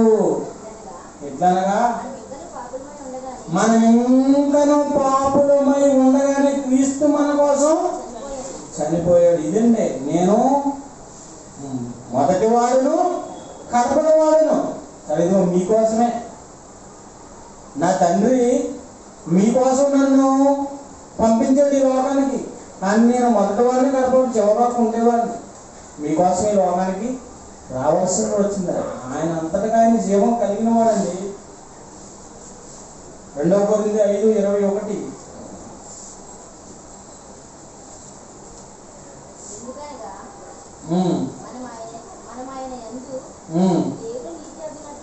దేవుని నీతి అగినట్లు పాపము ఎరగని ఆయనను మన కోసం పాపంగా చేసేసాడంటండి. పాపం ఎరగని ఆయనను మన కోసం పాపంగా చేసేసాడు. ఎందుకంటే మనల్ని దేవుని యొద్దకు చేర్చాలి. మనల్ని దేవుని యొద్దకు చేర్చాలి. జీవం నుండి వేరైపోయిన నిన్ను జీవాధిపతి వచ్చి జీవాన్ని ఇచ్చి నిత్య జీవంలో నిన్ను స్వతంత్రింప చేయాలంటే ఆయన లోకానికి. నేను మొదటి వాడిని కడపటి వాడిని, కానీ నీ కోసమే ఈ లోకానికి రావాల్సి వచ్చింది. పేతురు రాసిన మొదటి పత్రిక 3:18 కూడా చూడండి. పేతురు రాసిన మొదటి పత్రిక 3:18 ఏలైనగా మనలను దేవుని యొద్దకు తెచ్చుటకు దేవుని యొద్దకు తప్పిపోయిన జీవానుండి తప్పిపోయిన గొర్రెలు మనమంతా ఈ లోకంలో పాపముల చేత అపరాధముల చేత చచ్చి దేవుని నుండి వచ్చే జీవాన్ని వేరైన మనల్ని జీవాధిపతి వచ్చి జీవాన్ని అనుగ్రహించి నిత్య జీవాన్ని మనం నడిపిస్తున్న వేళలో మనల్ని దేవుని యొద్దకు తెచ్చుటకు అనీతిమంతుల కొరకు నీతిమంతుడైన క్రీస్తు శరీర విషయంలో చంపబడి పాపం విషయంలో ఆత్మ విషయంలో బ్రతికింపబడి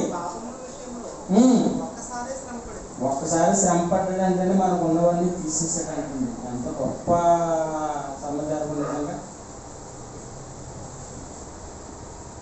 కనుక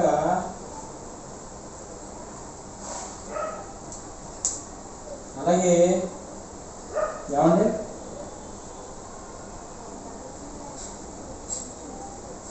అపోస్తుల కార్యాలు 5:30 కూడా చూడమ్మా. మీరు మానున వేలాడదీసి సంహరించిన యేసును మీరు మానున వేలాడదీసి సంహరించిన యేసును దేవుడు లేపాడు, జీవాన్ని అనుగ్రహించాడు, ఆయన లేపాడు. కనుక ఇశ్రాయేలుకు మారుమనసును పాప క్షమాపణను దయచేయుటకై దేవుడు ఆయనను అధిపతినిగాను రక్షకునిగాను హస్తన బలం చేత హెచ్చించి ఉన్నాడు. కనుక మనం పాపల విషయమై చనిపోయి నీతి విషయంలో జీవించాలని గొప్ప ప్రణాళికతో జీవం నుండి వేరైన మనల్ని జీవాన్ని అనుగ్రహించిన దేవుడు. పేతురు రాసిన మొదటి పత్రిక 2:24 పేతురు రాసిన మొదటి పత్రిక 2:24 మనము పాపముల విషయమై చనిపోయి నీతి విషయమై జీవించినట్లు, పాపం విషయమై చనిపోయి నీతి విషయమై జీవించినట్లు ఆయన తానే తన శరీరమందు మన పాపములను నాను మీద వేసుకొనెను. ఆయన పొందిన గాయముల చేత మీరు జీవం అనుగ్రహించబడింది. కనుక తన సొంత కుమారుని ఏం చేశాడంట? ఈ లోకానికి రోమా 8:4 చూడు,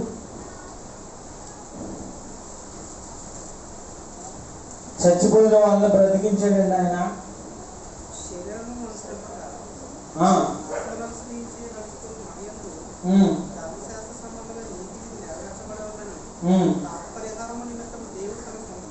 దేవుడు తన సొంత కుమారుణ్ణి, అది కుమారుడు కాదండి, తన సొంత కుమారుణ్ణి పాప శరీర ఆకారంలో ఈ లోకానికి పంపించి ఆయన శరీరం మీద నీ మీద పడవలసిన, నువ్వు చేసిన పాపానికి నిన్ను కొర్రలు తీసుకుని 10 దెబ్బలు కొట్టాలి. నీ దెబ్బలు ఆయన పట్టాడు. నువ్వు చేసిన పనికి ఒక్కొక్కసారి కోపంతో చంపేయాలనుకుంటావు కదా, అలాంటిది ఆయన నీ మీద ఏదైతే దేవుడు నువ్వు చేసిన పనులకి నీ మీద ఏ శిక్ష పడాలో అవన్నీ క్రీస్తు మీద తీసేసుకున్నాడండి. అదంతా ఎంత ప్రేమగా చూడండి నిజంగా. తన సొంత కుమారుని పాప శరీర ఆకారంలో పంపించి, అందుకే ఈ లోకంలో ఈరోజు క్రీస్తుని ఎరగని వారు చచ్చివారు దేవుని దృష్టిలో. దేవుడు వాళ్ళకి దేవుడికి తెలుసు వాళ్ళు, కానీ దేవుడు వాళ్ళకి తెలియకుండా ఉన్నారంటే ఇప్పుడు వాళ్ళు ఎందులో ఉన్నారు? చచ్చిపోయారు, జీవంలో లేరు, జీవంలో లేరు, శవాలకు కరోనా వచ్చినప్పుడు శవాలకు ఎలాగైతే పడిపోయిందో, ఈ లోకంలో దేవుడు చూస్తున్న చూపులో నువ్వు అర్థమైతే నీ ఆధ్యాత్మిక జ్ఞానంతో ఆలోచిస్తే చచ్చిపోయిన వాళ్ళు, చచ్చిన వారు. అందుకే క్రీస్తు ఏమన్నాడంటే చూడండి, యోహాను సువార్త 5:25 యోహాను సువార్త 5:25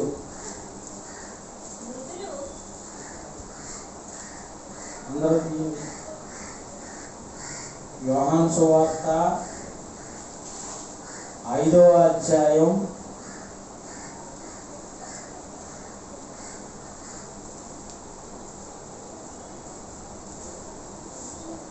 25వ వచనం.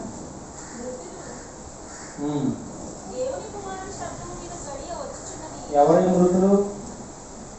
ఎవరి మృతులు అంటే చచ్చిపోవడం కాదు, మీరే. ఎవరైతే జీవం నుండి వేరయ్యారో దేవుని దృష్టిలో అంతా ఎవరు? మృతులు. అంటే మనకు కనబడుతున్నారు, బ్రతుకు తిరుగుతున్నారు, శుభ్రంగా రోడ్డు మీద తిరుగుతున్నారు, వాళ్ళంతా దేవుని దృష్టిలో చచ్చిపోయారు. జీవించుతున్న పేరు ఉన్నదని నువ్వేం చేసావు? మృతుడు తిరుగుతుంది, ప్రపంచం అంతా తిరుగుతుంది, సాయంకాలం బయలుదేసి తిరుగుతున్నారు అందరూ, దేవుడి దృష్టిలో అంతా జీవం నుండి వేరే చచ్చిన వాళ్ళు.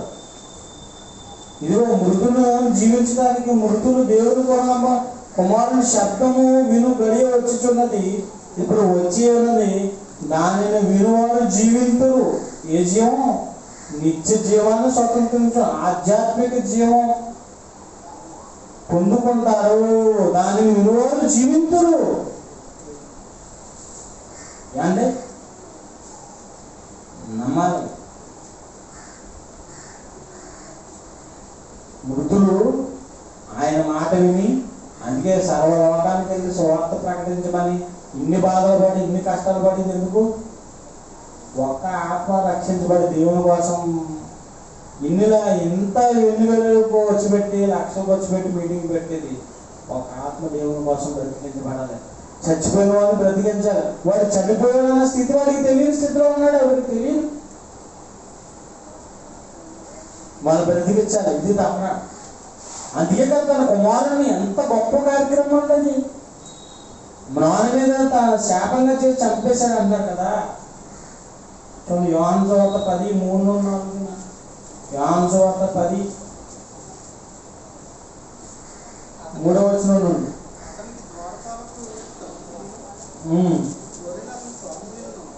ఏంటంటే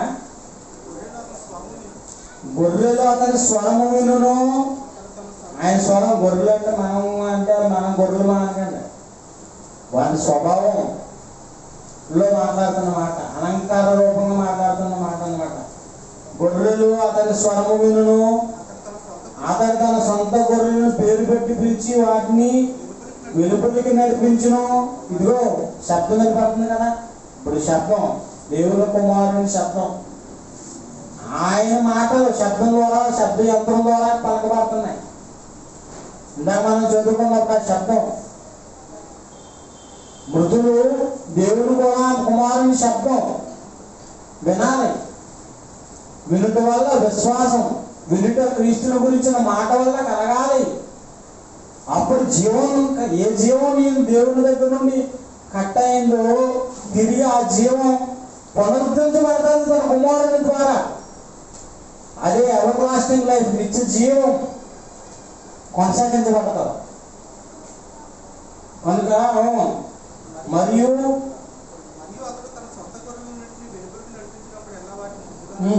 నడుచును, ఆయన స్వరాన్ని వింటాయి. గొర్రెలు అతని స్వరాన్ని వింటాయి. మనం అందరం ఆయన మాటలు, మనం అందరం గొర్రెలమే. ఆయన స్వరమును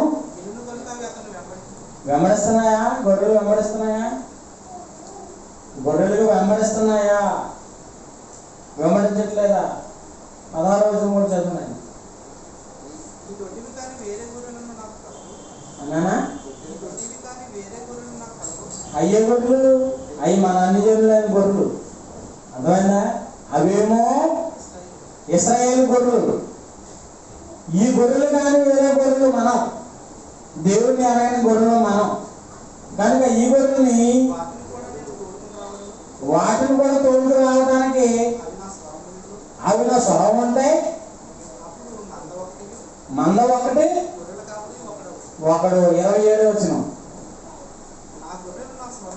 నా గొర్రెలు స్వరాన్ని ఉంటాయి, నేను వాటిని ఎరుగుతాను. అయ్యి బాబా, ఆయన ఎరుగుతాడు అంటాడు మనల్ని. నేను వాటిని ఎరుగుతాను, అవి నన్ను ఆయన ఎరుగుతాడంట. నన్ను ఎందుకు ఎరుగుతాడండి? నా గురించి ఎవరు పట్టించుకుంటారండి? అసలు నన్ను ఎవరు చూడలేదండి అని మనం దేవుని మీద నిర్ణయిస్తాం. తప్పండి అది. అవి ఎరుగునంట, ఆయన ఎరుగును, నిత్య జీవం. కనుక యోహాను సువార్త 11:25 చూడాయన. యోహాను సువార్త 11వ అధ్యాయం 25. అందుకు యేసు,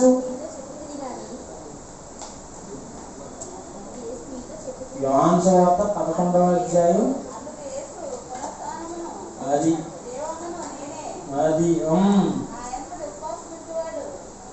నా యందు విశ్వాసం ఉంచేవాడు చనిపోయినను బ్రతుకును. ఇదే బ్రతుకు, పునరుద్ధానమును జీవము నేనే.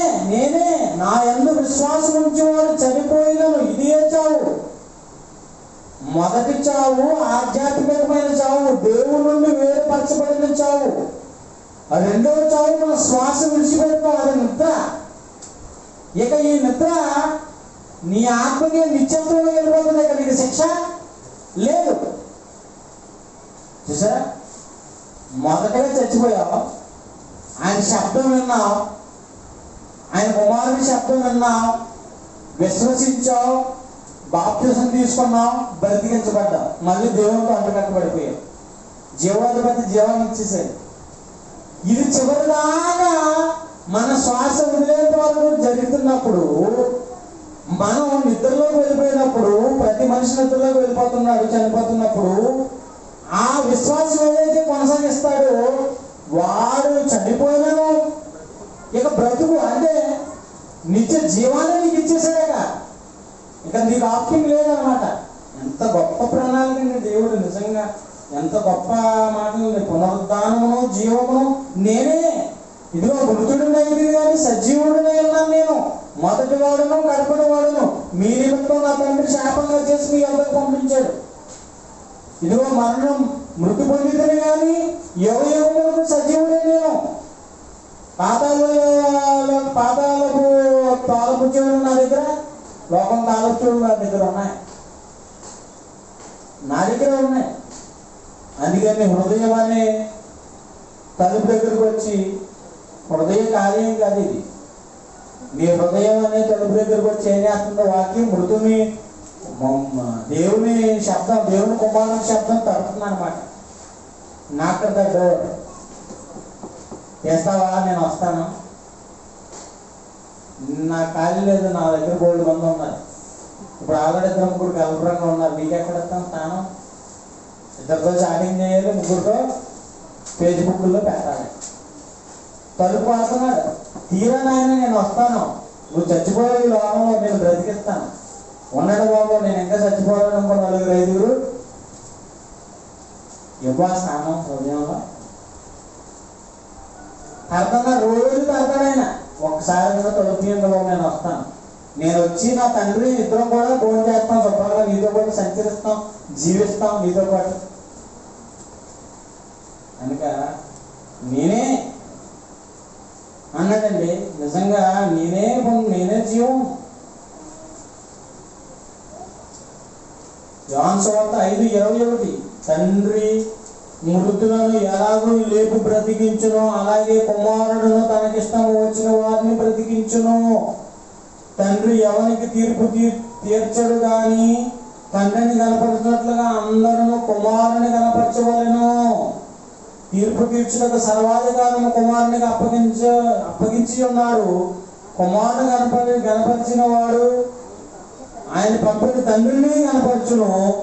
నా మాట విని నన్ను పంపిన వాని యందు విశ్వాసం ఉంచిన వాడు, నా మాట విని నన్ను పంపిన వాని యందు, నా మాట విని క్రీస్తు ప్రభు వారి మాట విని ఆయన పంపిన తండ్రి యందు విశ్వాసం ఉంచేవాడు ఎవర్ లాస్టింగ్ లైఫ్, నిత్య జీవము గలవాడు.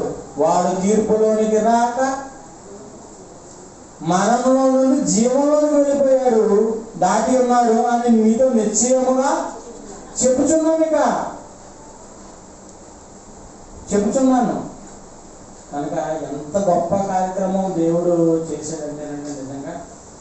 అందుకే మనం ఏం చేయాలంట, తీతు పత్రిక 3వ అధ్యాయం, తీతు పత్రిక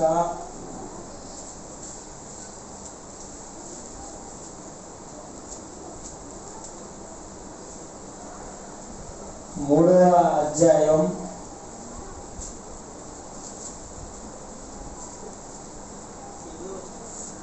7-8 వచనాలు, 8వ వచనం చూద్దాం. ఈ మాట నమ్మదగినది కనుక దేవుని యందు విశ్వాసం ఉంచిన వారు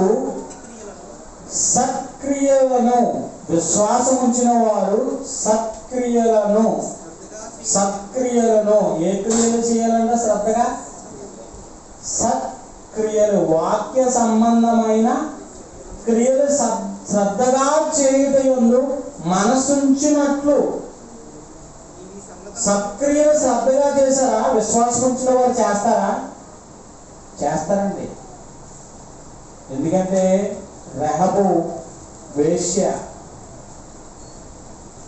ఇశ్రాయేలు ప్రజలు ఆ రోజు యెహోషువ నాయకత్వంలో యెరికో ప్రాంతానికి వచ్చినప్పుడు వాళ్ళని దాచిపెట్టింది తల్లి.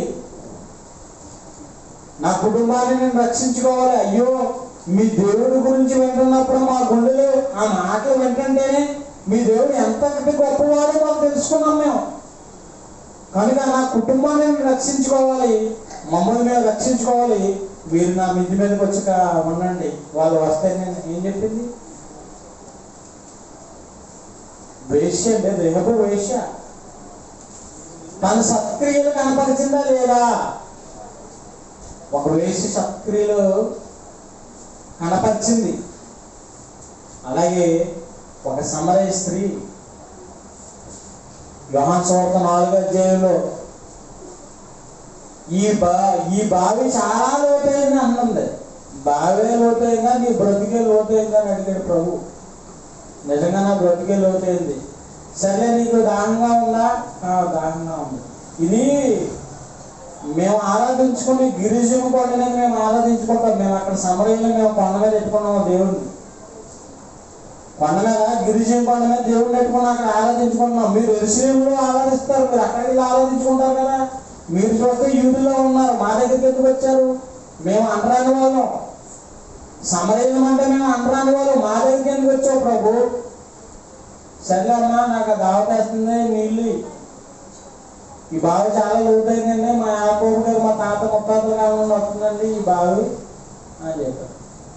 సర్లే, నేను ఈ నీళ్ళు తాగితే మళ్ళీ దాహం వేస్తుంది, నేను ఇచ్చే నీళ్ళు తాగమంటే నువ్వు అసలు ఎప్పుడు తట్టుకోను అంటే, సరే ముందు అర్జెంట్గా నాకు ఇచ్చాను, ఇంకా డబ్బు అంతమాల బావి దగ్గరకు రావట్లేదు, మంచి కట్టలేదు అనుకుంది. సర్లే ఇచ్చేస్తాను, ముందు మీ ఆయన గారిని తీసిరా అండి. మా ఆయన గారిని తీసిరాండి, ఇంకేముంది, నాకు పెర్మిట్ లేడు. సత్యమే. అంటే సత్క్రియలు, దేవుణ్ణి నమ్మిన తర్వాత తన బ్రతుకుని మార్చుకున్న అనేకుడికి వెళ్ళి తన వాక్యం, తన కుమారుడు నేను చేసినవన్నీ నాతో సాక్ష్యం చెప్పిన వాడు కూడా ఉన్నాడు అక్కడ. నా బ్రతుకులో నేను ఏం చేశానో స్క్రీన్ మీద చూపించేశాను. నా బ్రతుకులో నేను ఏం చేశాను, ఇదిగో మీరు కూడా వచ్చి చూడండి, వినండి ఆయన మాటలు. ఇప్పుడున్నవాడు నా బ్రతుకు నా భర్త కూడా కాదు, కనుక మీరు వినండి ఆయన మాటలు.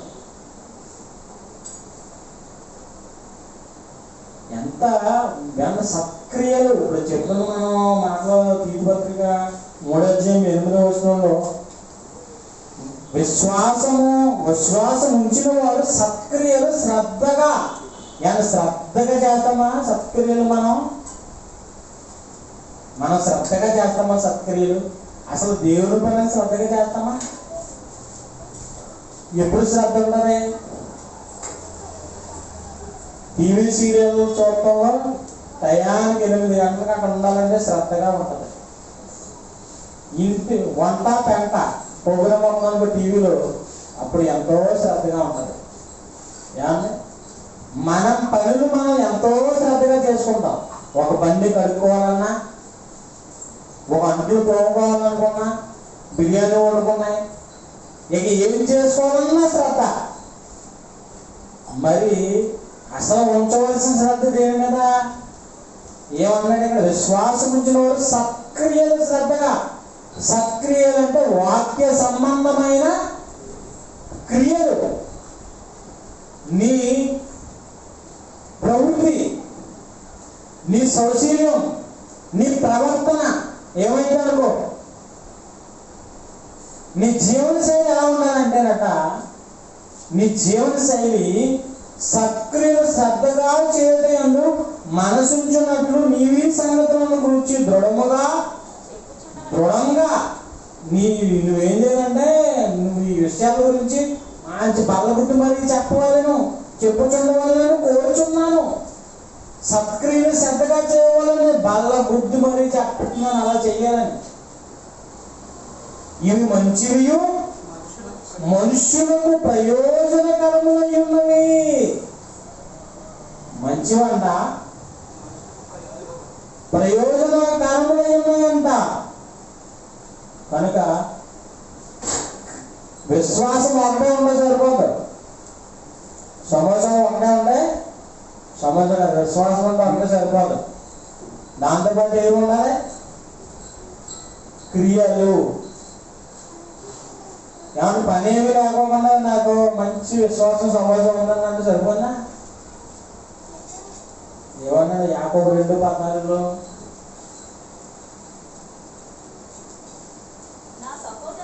నా సోదరుల క్రియలు లేనప్పుడు శ్రద్ధగా చేయనప్పుడు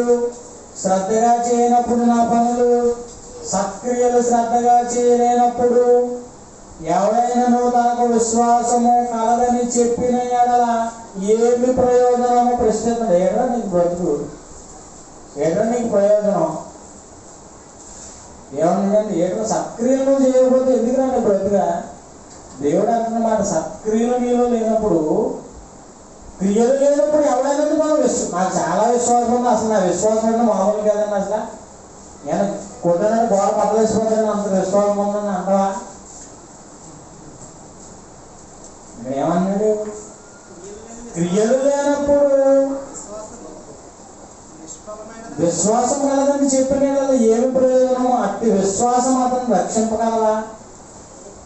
అంటే బుద్ధి విశ్వాసం ఉంటే మనం సరిపోదండి. విశ్వాసంతో పాటు క్రియలు ఉండాలి.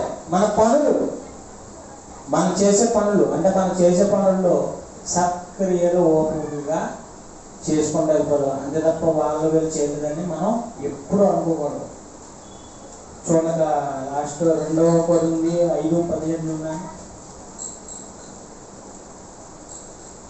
2వ కొరింథీ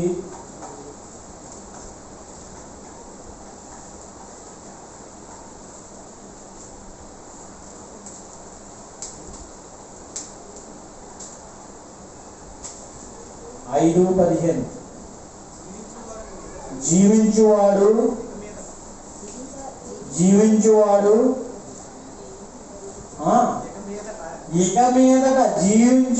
ఇక మీదట ఏమన్నాడంట? తమ కొరకు జీవించేవారు ఇక మీదట, తమ కొరకు కాక జీవించేవారు ఇక మీదట. ఎప్పుడైతే నువ్వు బాప్తిసం తీసుకున్నావో, క్రీస్తు యేసులో బాప్తిసం తీసుకున్న నీవు ఇక జీవించేవారు ఇక మీద తమ కొరకు కాక తమ నిమిత్తము మృతి పొంది తిరిగి లేచిన క్రీస్తు వాని కొరకే, క్రీస్తు కొరకే, అది మృతి పొంది తిరిగి లేచిన క్రీస్తు కొరకే జీవించుటకు ఆయన అందరి కొరకు మృతి పొందినని నిశ్చయించుకొని చున్నాము. జీవించే వారికి మీదట మనం మన కొరకు కాదట. అందుకే యేసుక్రీస్తు పౌలు గారు, అపోస్తలుడు పౌలు గారు ఏమన్నారు? బ్రతుకు అయితే క్రీస్తు, చావు అయితే లాభం. ఇంకా నా బ్రతుకు పనుల్లో పరిగెట్టుకున్నాను యాత్ర జీవితంలో. నా ముగింపు చివరి వరకు కూడా ఎన్నో కష్టాలు, శ్రమలు పడాలి. వాళ్ళ జీవన శైలిలో మనం ఎన్నో నేర్చుకున్నామండి రోజు. అలాగే ఏమన్నా జీవించే వారికి మీద తమ కొరకు కాదు కానీ తమ నిమిత్తము మృతి పొంది క్రీస్తు గురించే మనం జీవించాలి అంటున్నాడు.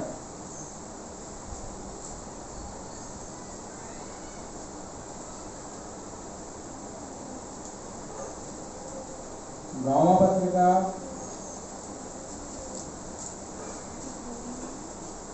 14 ఉంది.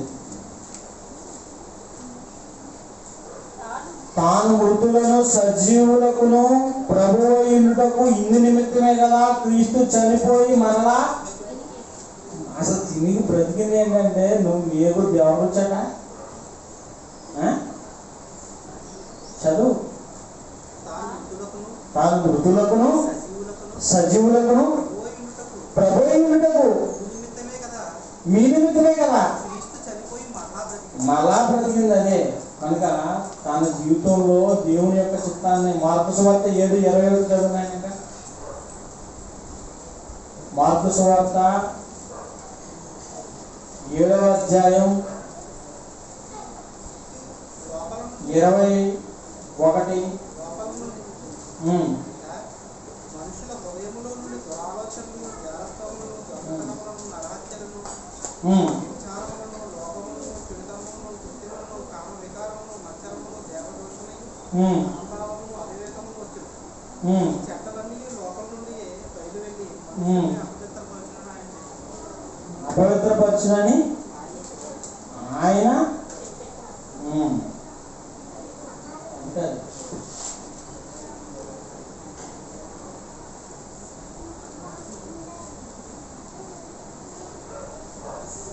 అంతేనండి. ఇది మార్కు సువార్త. ప్రభువా ప్రభువా నుండి పిలిచిన ప్రతివాడు పరలోక రాజ్యంలో ప్రవేశించడు కానీ నా తండ్రి. మత్తయి సువార్త 7వ అధ్యాయం 7:20 చదువు. ప్రభువా ప్రభువా ప్రభువా ప్రభువా ప్రభువా. ఇప్పుడు ఎక్కడ చూసినా కదా, ఇప్పుడు కరోనాని తొక్కండి తొక్కండి, కరోనాని తొక్కండి అన్నారు. ఎక్కడ తొక్కడం? కరోనా తొక్కడం కాదు, నీకు తొక్కేస్తుంది అని భాషగా పాట పాడుతున్నారు. నీళ్ళు తొక్కేస్తున్నారు ఎగిరిగిరి. ఆయన ఇంకా ఎగురుతుంది, ఇంకా తొక్కేస్తున్నారు. ఏం తొక్కేసి అది గాలిలో కనపడని గాలిలో తిరుగుతుంది. అది అలాగలగా ఎవరికి ముక్కండి వెళ్ళిపోతుందో, చెవులండి వెళ్ళిపోతుందో, నోటండి వెళ్ళిపోతుందో తెలియదు. కంటికి కనబడిన ఒక క్రిమి. ఇప్పుడు ఇదివరకు 14 రోజులు, ఇప్పుడు 3 రోజుల్లోనే ముగింపు. సమరగీతం పాడేస్తుంది. సింటమ్స్ కూడా చెప్తలేదంట. WHO చెప్పింది అది 3 రోజులే టైం. ఒక 14 రోజులు లేదు, 3 రోజులు ఎంత టైం. వ్యాక్సిన్ ఎప్పుడు తెలియదు. కనుక ఏమంటున్నాడు? వీళ్ళు ఏం చేస్తారు ఇప్పుడు? ప్రభువా ప్రభువా అని ఎందుకురా అని ఏమన్నారు? ఇప్పుడు మరణత మరణత మరణత మరణత, ప్రభు రమ్ము రమ్ము రమ్ము రమ్ము రమ్ము. ఒరే వార్తలు కానీ అసలు మీరు వేసి ఏం చేస్తున్నారో చెప్తున్నారని నాకు వచ్చి ఏం చెప్తారు? చదువు చెప్తాను. ప్రభువా ప్రభువా అని పిలిచి ప్రతివాడును అంటే మరణాత మరణాత అని ప్రతివాడును పరలోక రాజ్యంలో ప్రవేశింపడు. పరలోక రాజ్యంలో ప్రవేశించడు కానీ పరలోకమందున్న నా తండ్రి చిత్త ప్రకారం పరలోకమందున్న నా తండ్రి చిత్తాన్ని జరిగించే ప్రతివాడు వాడే ప్రవేశిస్తాడు. ఆ దినం మీరు యేసుక్రీస్తు వచ్చే 2వ రాకడలో మీరు అనేకులు నన్ను చూచి ప్రభువా ప్రభువా. అసలు నీ గురించి చెప్పింది మేమే. వెళ్ళి యేసుక్రీస్తుని నమ్ముకోండి, తామరపోతే, యేసుక్రీస్తుని నమ్ముకోండి, గడ్డిపోతే అని చెప్పింది మేమే. అసలు నీ నామాన్నే ఎన్ని దెయ్యాలు అలగొట్టామంటే అసలు మామూలు దెయ్యాలు కాదు. అసలు నా పేరేంటి అనుకోని దెయ్యాలు దావీదు. అసలు నేను దెయ్యాలుగా అలగొడతాను ఏమంటే అటువంటి వాళ్ళందరూ యేసు ప్రభు వచ్చినప్పుడు అసలు నీ గురించే చేసినవి అన్నీ. నీ పేరే బోర్డు పెట్టుకుని చేసాం. నీ నామమునే అసలు మామూలు అద్భుతాలు మేము చేసినవి. కుంటివారు నడుచుతున్నారు, గుడ్డివారు చూచుతున్నారు, మూగవారు మాట్లాడుతున్నారు. రండి, మాకు ఒక పెద్ద శాల ఉంది, మిమ్మల్ని అందరూ శాలలో వేసి తొక్కుతాం. పర్లేదు, రికార్డింగ్ అయినా అంటే చెప్పుదు. అప్పుడు అసలు మీరు ఎవరో, ఇప్పుడు ఆయన అడిగాడు అనుకో ప్రశ్న, మీరు ఎవరు అని అన్నాడనుకో, ఇది అసలు మేము ఎంత పెద్ద శాల కట్టాం తెలుసా? ఎన్ని లారీలు చేయాలైనా శాలలో వేసేసి శాల కట్టాం. తాడేపుడిలోనే శాలలో ఎక్కడ పడితే అక్కడ ఉన్నాయి మాకు శాలలో. మరి మమ్మల్ని తెలియదు ఉన్నామంటే అసలు నీకు ఎవరు తెలుసు? ఒరే అది కాదు, యేసుక్రీస్తు లోకానికి వచ్చి చెప్పింది ఆయన బ్రతికిన బ్రతుకులు, అపోస్తుల బ్రతుకులు కానీ, ఆయన బ్రతుకులు కానీ, ఆయన వెంబడించిన శిష్యుల బ్రతుకులు కానీ, ఒక అపోస్తులైన పౌలు కానీ, అతని దగ్గర ఉన్న శిష్యుల బ్రతుకులు కానీ ఎవరి బ్రతుకులు కూడా వాళ్ళకే నిజంగా రోగం వచ్చినప్పుడు వాళ్ళకే నాకు స్వస్థత లేదు. త్రోపీ రోగాలు ఉన్నాడు. అప్పుడు నువ్వేం చేస్తావు? నేను ఇదివరకు పౌలు గారు ఖర్చు పట్టుకెళ్ళేలాగా ఆయన పేతురు గారు నడిచేద్దంటే నేనాడితే సరిపోయి బాగుపడిపోయారు. పౌలు గారు నడిచేద్దంటే నేనాడితే బాగుపడిపోయారు. మరి వాళ్ళ దగ్గర ఉన్న వాళ్ళకి ఏమీ లేని పరిస్థితి. మరి ఇప్పుడు ఎక్కడ ఉండొచ్చు? ఆగిపోయి 66 పుస్తకాల మహాజ్ఞాన గ్రంథం క్లోజ్ ఇచ్చేసాడు. డాక్యుమెంటేషన్ ఇచ్చేసాడు. ఇదిగో ఈ చదువుకుని వీటి ప్రకారం బ్రతుకు అంతే. ఇక మళ్ళీ నువ్వు గుడిగా నడుచున్నారు నువ్వు అనగా ఒక నువ్వు అలా అన్నావు అనుకో, నువ్వు ఎవరో నాకు తెలియదు. నేను తెలియదు అంటున్నావు అంటే నువ్వు చెప్పవలసింది మానేసావు. నీకేం చెప్పాలి? సర్వలోకానికి వెళ్ళి సర్వ సృష్టికి నా గురించి మాటలు. సువార్త ఏంటి? ఇదిగో ఏసీ లోకానికి అరువించి లోకానికి ఎందుకు వచ్చారంటే మనం చేసిన పాపములు అపరాధముల పేద మనం చచ్చిపోయాం కనుక, దేవుడి నుండి ఎడబాటు అనేది చావు కనుక, ఆ జీవనంలో వేరే కనుక ఆ జీవాధిపతి లోకానికి వచ్చి తిరిగి తండ్రితో మన జీవాన్ని పునరుద్ధరింపజేసి నిత్య జీవాన్ని మనకి ఇస్తానన్నాడు. మనం చనిపోయినా కానీ ఆయన ద్వారా మనం బ్రతుకుతున్నాం. ఇక బ్రతుకది నిత్యము, నిత్య జీవితం, నిత్య జీవం. ఇక చావు లేదు. అలాంటిది దేవుని ఇష్టాన్ని నెరవేర్చాలి తప్పండి. దేవుని ఇష్టాన్ని మేము చేసేసాం చెప్పుకోవడం నాకు ఎవరు తెలియదు అన్నాను ఇదా. మరి అందుకే గొడవలు వేరుపరుస్తున్నాడు కుడివైపుని ఎడమవైపుని. కుడివైపు ఉన్న వాళ్ళని సెపరేట్ చేసి ఎడమవైపు అడుగుతున్నారు. ఒరే మమ్మల్ని ఎందుకు పంపిస్తున్నావు? నిత్యాగ్రత అన్నాను కదా అడిగారు. నేను భూమి మీద ఉన్నప్పుడు ఎప్పుడన్నా నేను రోడ్డు ఉంటాను, నువ్వు చూడవచ్చు కదా. ఎప్పుడన్నా నన్ను పట్టించుకున్నావా? నువ్వు ఎప్పుడు చేసుకున్నావు? బాగుండు ఉన్నావు. మాకు తెలియదా? నువ్వు అయితే కనుక నిజంగా మేము ఎప్పుడో ఐసీయూ బుక్ చేద్దాం, ఎంఐసీ బుక్ చేద్దాం అందు. రోగునై ఉంటాను చూడవచ్చుదిరా, వస్త్రహీనుడు అయితే నేను చూడవచ్చుదిరా, చెరసాలలో ఉంటే చూడవచ్చుదిరా. ఏమీ లేనప్పుడు ఏమీ లేని వాడికి చేయటమే నాకు చేయటమే నాయన. ఏమీ లేని వాడికి నువ్వు చేయటమే. నువ్వు అట్లా ఇచ్చావు, అది క్రీస్తుకి ఇచ్చినట్లు. అన్నం పెట్టావు, క్రీస్తుకి ఇచ్చినట్లు. వాడికి ఏం చేసినా క్రీస్తు ప్రేమ బట్టి చేసావు, అది నాకు చేసినట్లు అన్నాడు. అయ్యో ఎంత దెబ్బడిపోయింది. నువ్వు అనుకోలేదు. అది మనకు అప్పుడు తెలుసుంటే ఈ విషయం అప్పుడు చేద్దాం. అప్పుడు అయిపోయిన అవకాశం. అప్పుడు భూమి మీద ఉన్నప్పుడు ఏం చేసాం? ఏమీ చేయలేదు. మీ నామాన్ని అద్భుతాలు, మహత్కార్యాలు, దెయ్యాలు అలగొట్టడం, ఇవి ఏమి కూడా నిన్ను కాపాడు. అసలు తెలియదు అంటున్నాడంటే శూన్యం నీ బ్రతుకు. దేవుడు చెప్పింది చెప్పినట్టు గ్రంథాన్ని మీరి నువ్వు ఏం చేసినా అది నీకు శాపం అవుతుంది. తెలుసుకోవాలి. కనుక మనం ఈ పాఠంలో నేర్చుకున్న విషయాలు మొట్టమొదటిగా నిబంధన సంబంధమైన ప్రజలు, రెండవదిగా క్రీస్తు సంఘంలో ఎవరు నమ్మకమైన వారిగా మనం మన జీవితం కొనసాగించబడాలని, 3 జీవన శైలి భూమి మీద క్రైస్తవులుగా మనం వారి యొక్క జీవితాలు మనం చూసిన భక్తుల జీవితాల్లో వారు పరదేశంలో యాత్రికులుగా బ్రతికారు. అదే జీవన శైలి మనకి ఉండాలి. అలాగే 4 ఏదైనా శోధనలన్నీ మనం ఎన్నో శోధనలు వస్తాయి, విశ్వాసం ద్వారా వాటిని జయించాలి. కనుక స్వతంత్రం ఇచ్చిన దేవుడే జీవాన్ని మరణాన్ని పెట్టాడు. నువ్వు ఏది ఎన్నుకుంటావో అది నీ ఇష్టం. కనుక ఈ సమయంలో మరి బలారాధన కార్యక్రమం చేసుకున్నాం.